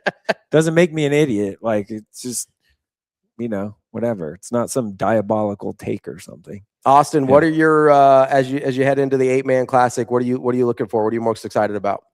I think the things that I asked him at the very end, seeing Wyatt Fry in person will be very, very fun. Just because I haven't been able to see him in person. He's also, and Mike, I know you know a little bit of his story too, but he played 6-man football at Red Cloud and then moved up to 8-man at Lawrence Nelson and has played there. Goes to a couple of elite camps and gets that off from Northwestern, commits. He's already kind of scheduled or on schedule to be a tight end. He has really increased his size from what I can tell as well. So I'm excited to kind of see him in person for that nightcap. Elm Creek is going to give them some challenges. They're a pretty good program in general. They have a couple of graduations that I'm curious to see. I think what interests me the most truly is just how these kids handle the bigger stage and environment. They're not changing the field, right? Like, it's going to be 80 yards. They're going to put the pylons like they would for a state championship game. But it's going to be one of those that when I was talking with the Clarkson head coach, Jim Clarkson, which is just a unique name, obviously, for the school's football head coach. But he was saying, we're just enamored with the fact that we're playing on turf at 1:30 in the afternoon on a Saturday in Grand Island in a big stadium. And we always talk about when we get to the state championship games, like, how do kids handle taking that big breath the first time that they're inside a Memorial Stadium and they're hanging out in the locker rooms and they're using like the field access and stuff. And it's more than just sitting in the stands for them. But this is a completely different environment. You're playing a game in week 1, starting your season, and there's really no way to prepare for it because most of these schools don't have the ability to get to a turf field. So you have to kind of adjust and how that feels from going from usually natural grass to artificial turf and playing with the pellets and everything else. And just the speed at kind of the difference in play turns. A lot of players get a lot faster when they play on turf. And you also, if you're not used to it, you're really uncomfortable in space because you're not used to your movements, because usually you're harder to press on your ankles and everything when you're making cuts. I think it makes it so interesting for this first game of the season for 8-man on Saturday. And then also that second game, like you mentioned, Mike, that Hartington Newcastle game in Dunny County Stratton, we're going to learn a lot about both those teams. And especially in that class, we kind of need to see who are the movers and shakers in D2. Yeah. On the Wyatt Fry thing, saw him last year at Deschler. He plays safety and quarterback. So, like, obviously that's what you want to do with a guy that's as talented and big and strong. Like, that's what you do with your best player, basically, most of the time. So he's a big, strong dude. You're going to like him. Like, he can move around really well, I think. So, and if he's gotten bigger, which I'm guessing he has since the last time I saw him, which was, in like October of last year, that's super super enamored, intriguing, whatever you want to say with that or with him. Yeah. And Mike, the last question that I kind of have for you, just on the high school football sense of it, is Lincoln the city of we just don't know what's going to happen this season? Because we get the 3 overtime game with North Star and Norfolk last night. You get Lincoln Northeast getting the upset over Lincoln East, obviously. And I know you talked about with the Carpetland travel and all that other stuff too.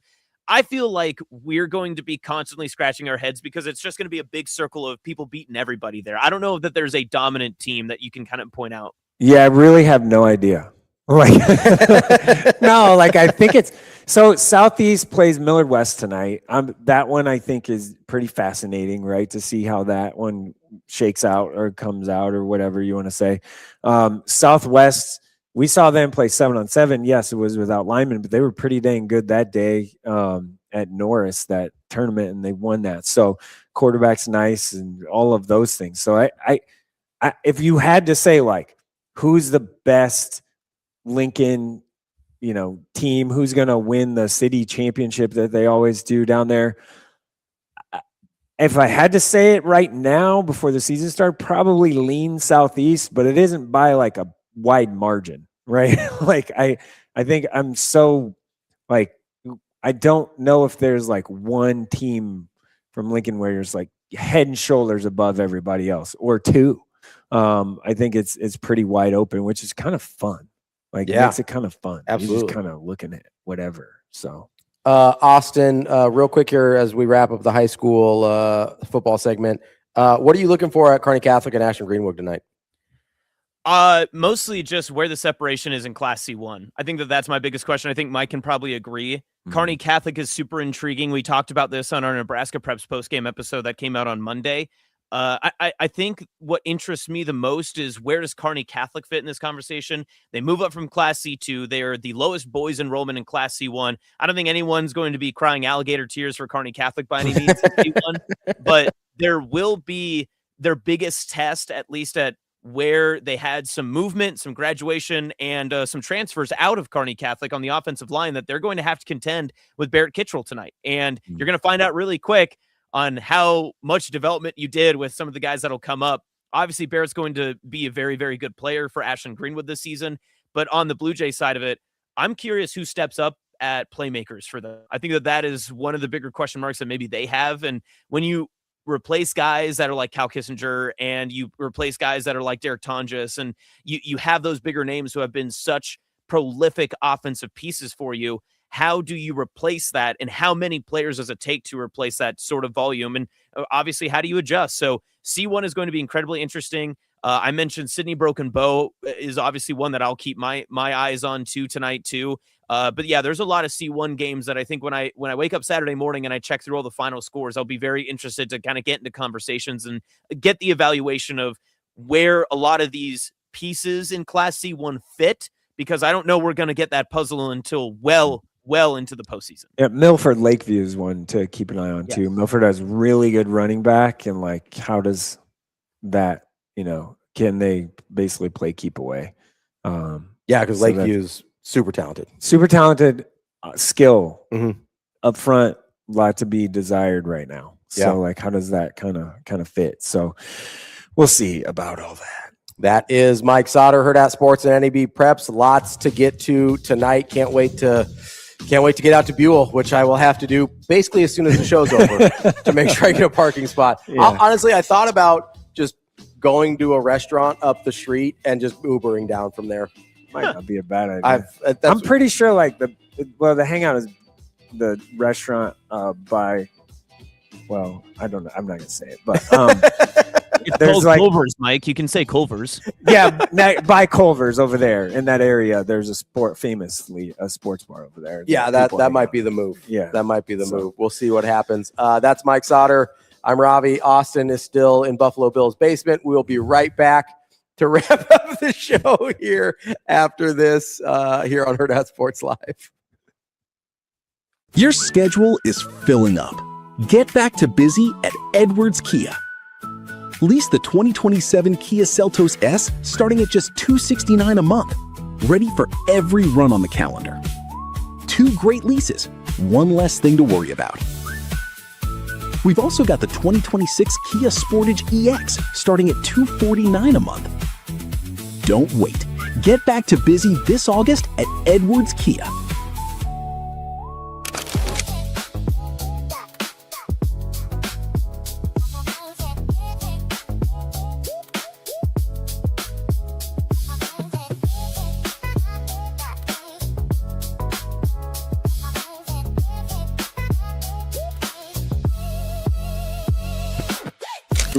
Go 2 off seasons in a row where you don't get the weight room, the maximum, output of the weight room, and you miss practices. It's hard, even though he's been here for 3 years, to step in and just pick it up and go.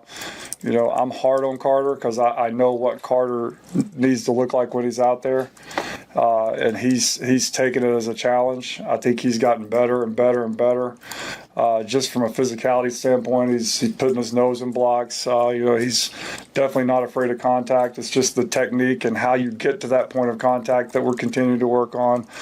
And then, just the route running, catching the ball. That's what he's got to be, for us, is just a difference maker with matchups. If you put a safety or a linebacker on him, he's got to make him pay. And so we're just working through all those layers of development that we didn't get to do the last 2 years in the off seasons. And I think that, he has an unbelievable sense of urgency. He's had a sense of urgency since he's been back, just because he knows he missed a lot. And so, through just the room, Luke, Coach Mosey, just everybody poured in, to Carter, I think that, he keeps getting better, and he's going to continue. It doesn't stop now just because the season's about to kick off. It's going to have to continue to grow and grow as we go through the season.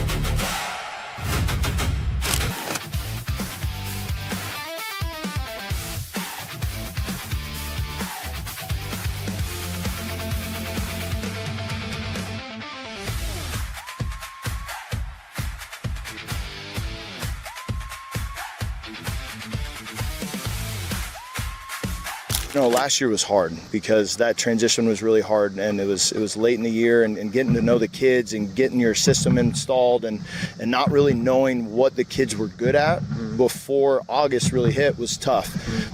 This year, like you said, we've got a whole year under our belts. Last year's senior class did a great job for me setting the foundation of expectations, and like this senior class, I told them in our leadership meeting, like, hey, you guys know what the expectation is. Now we're going to level up, and now we're going to get just a little bit more and push the envelope and not be satisfied with, with a goal like making the playoffs. Now let's go do some more with it. And so this is a great group to really kind of set those standards moving forward. And as the program continues to grow and continue to be that positive movement with even just our roster size and more athletes coming out for football has been great to see this year.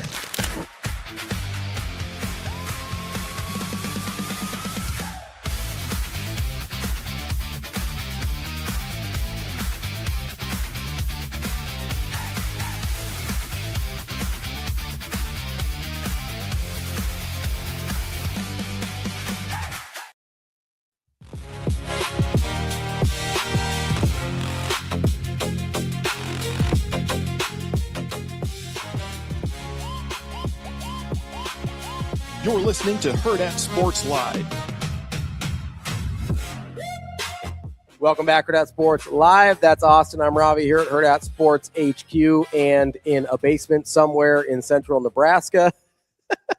Don't forget to go to unionomaha.com and get tickets for Saturday's match, Union Omaha against the New York Cosmos. It's Hometown Heroes Nights presented by Woodman Life at 7 p.m. at Morrison Stadium. Get your tickets at unionomaha.com. What were you shaking your head for, Austin? There's going to become a time where I have to do this again, and I'm going to be in this exact basement. I'm just going to have to eat it. I'll have to figure something else out. The chat wanted me to do like a virtual background, but everybody knows those look tacky. Like personally, I think that they always look bad. I don't like. I agree. I agree. I think the authenticity of your basement background is better. I just want to know, like, I don't think I said anything inaccurate about you're in a basement somewhere in central Nebraska. That's accurate. It looks cozy. Thank you. I mean, it's insulated in there. I mean, it looks like it's probably warm and nice. I mean, it's all lighted. I mean, it looks good. I'm trying to help you out. Thank you, Shane. I appreciate that. It sounds like he's trying to move in. Do you need a place to live, Shane? Probably. Now, Shane, I mean, you have several flats.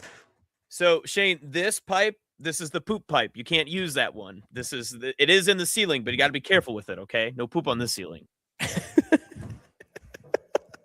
And now I lost Shane. Now we're not friends anymore. It does not look that cozy there. I was going to say, I've never heard an unfinished basement be described as cozy before.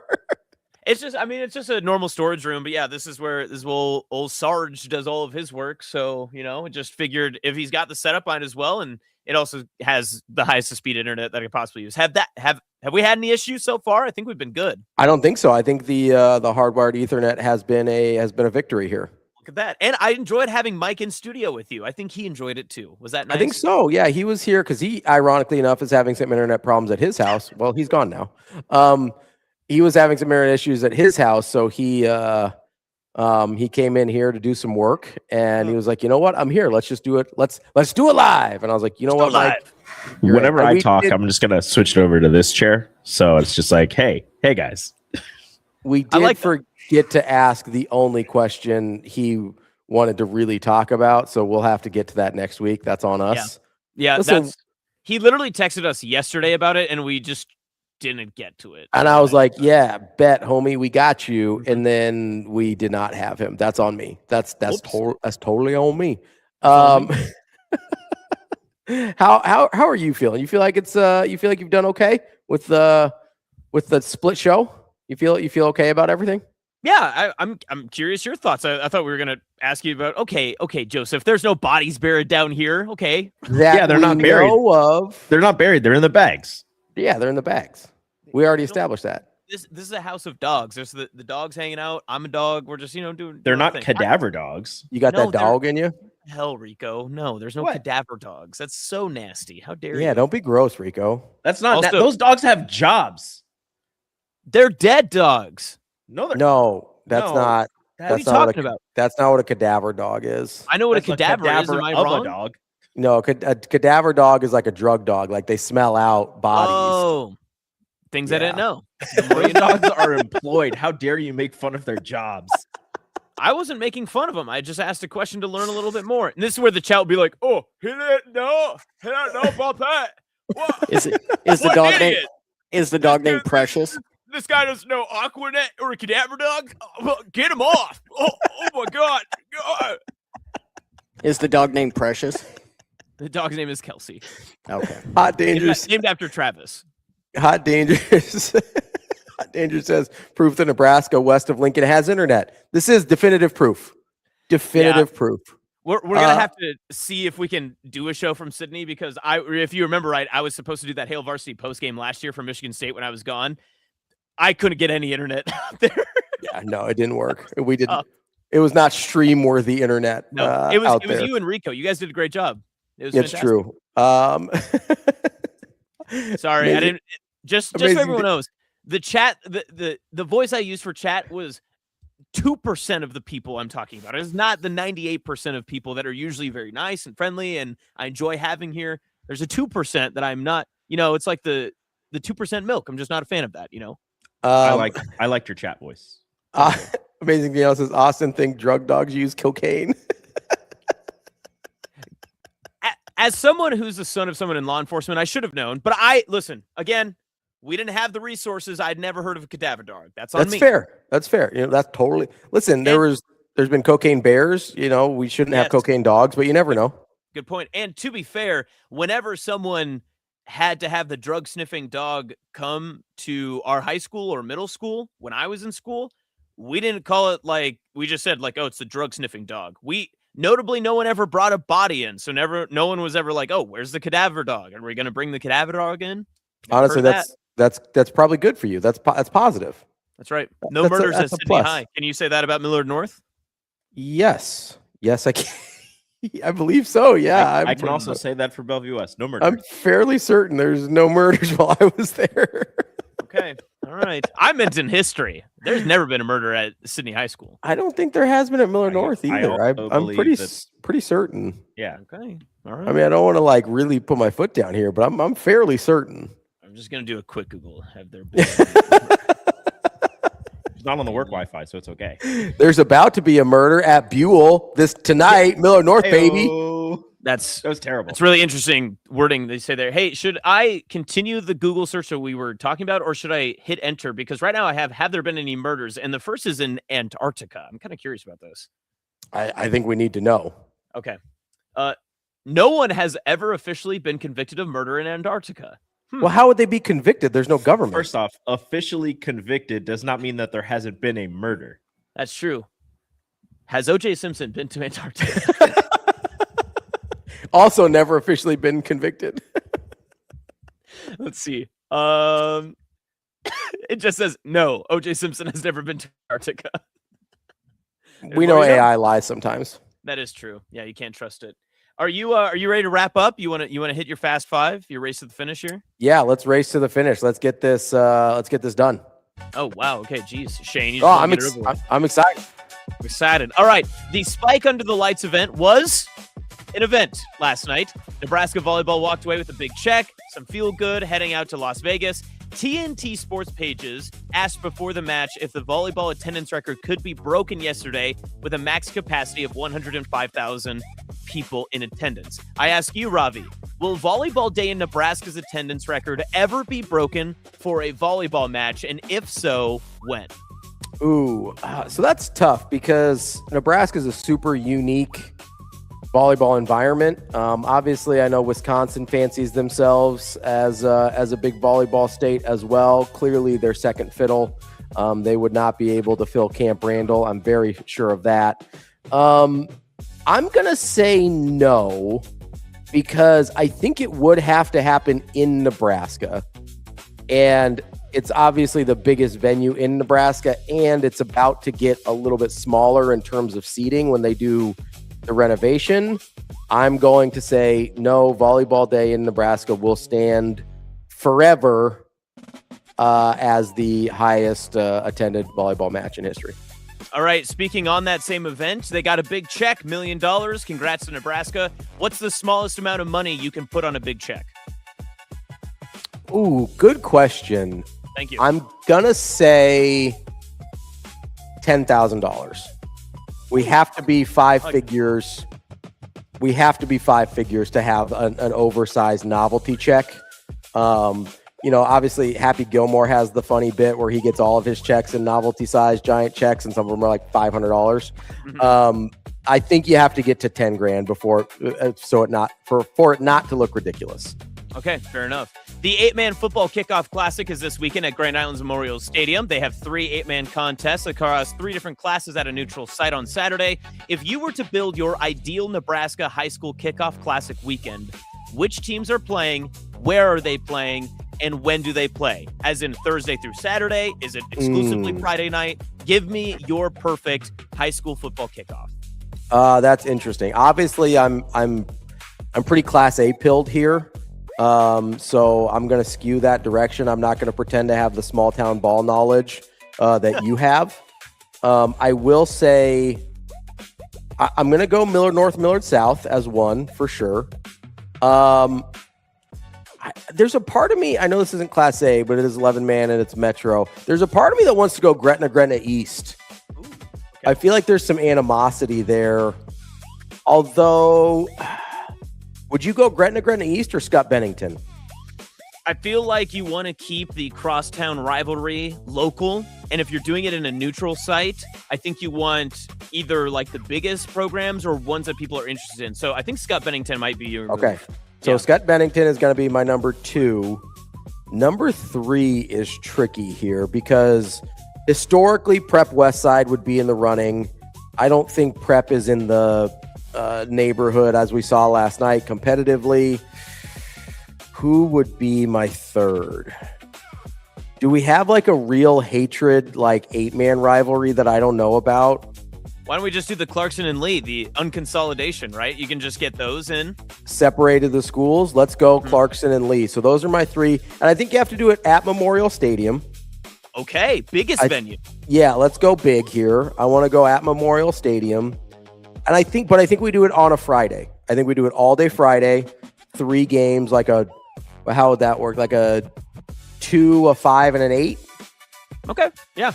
I think that works. Yeah. Let's do a 2, a 5, and an 8. So you get the last one under the bright lights. Those are my picks. Okay. GTA 6 is pulling back the curtain after some of its gameplay was leaked earlier this week. Grand Theft Auto 5, Ravi, was released on September 17th, 2013 for the PS3 and Xbox 360. What were you doing in September 2013? September 2013. I was still pretty new in my first marriage. So that's number 1. You're welcome. Glad to bring it up. I don't mind. And then what else was I doing? I was coaching college basketball. I was at Grace University at the time. And then I was also, what else was I doing? Was I living in Ashland by then? No, I didn't move to Ashland until 2014, I think. Yeah. So I was still living in Ralston, and I was coaching college basketball at Grace University, and I was married to my first wife. That's 2013 in a nutshell for Ravi. I was a sophomore in high school. Anyway, when is the perfect date for a fantasy football draft? I'm asking for someone who's definitely not in this chat, definitely not on this show right now, or not saying this publicly, that I definitely just saw Josh Jacobs could get in some trouble, and I definitely don't have him on my fantasy football team. Yeah, so you got to go, I think, late in the process. Ideally, you go after 53-man rosters are set, especially if you have a deep league. You don't want to have to deal with, I think this wide receiver, like you get into like a 12-person league, you've got some like wide receiver 4s that you have to draft at some point, right? And some like running back 3s and things like that. So I would say, I think the last Sunday before the season starts, I think is the move.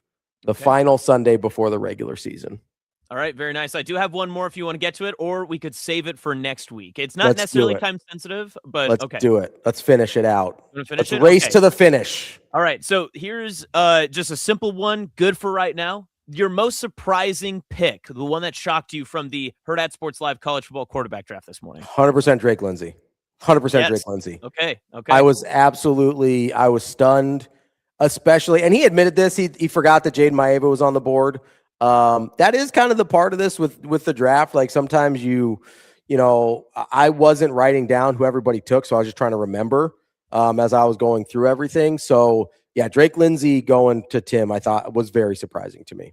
I thought about doing what I did last year with the names and like crossing it out, but I was like, there's too many cameras and there's a lot going on. Work. We have a whole production now.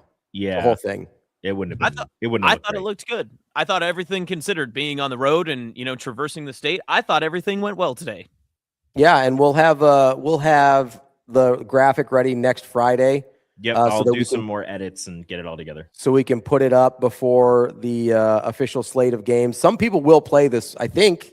Do we have? Yeah, Maeva plays this week, so we'll have a few week zeros that CJ Bailey plays this week. Yours truly, CJ Bailey. Yep.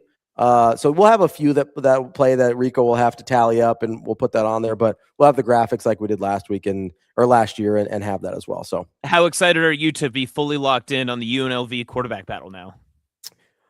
I mean, listen, I knew they were in a battle.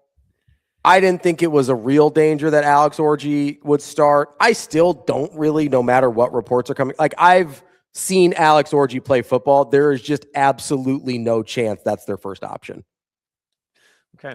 All right. I just do not believe it. I refuse. I refuse to believe it. And I'm believing in Dan Mullen that he can revive the Jackson Arnold career. Is RG3 still on calls? Yes, he is. I believe so. We're gonna have another RG3 call with Alex Orji scoring a touchdown. Oh, but was his? It's an orgy in the end zone. Is that what he said? Yes, it was.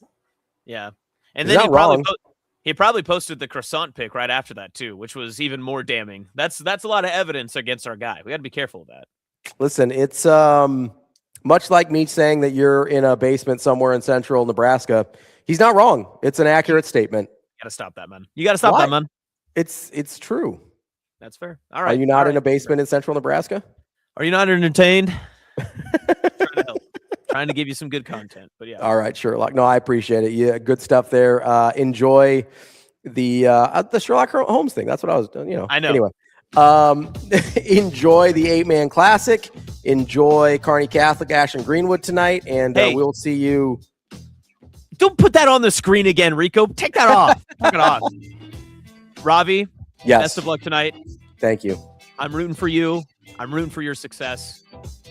Go Stinks. Roll Stinks. That's Austin. I'm Ravi. We will be back on Monday with more Hurrdat Sports Live right here on all your favorite channels. And for our podcast listeners, wherever you find your podcast. Listeners. Have a good weekend, everybody.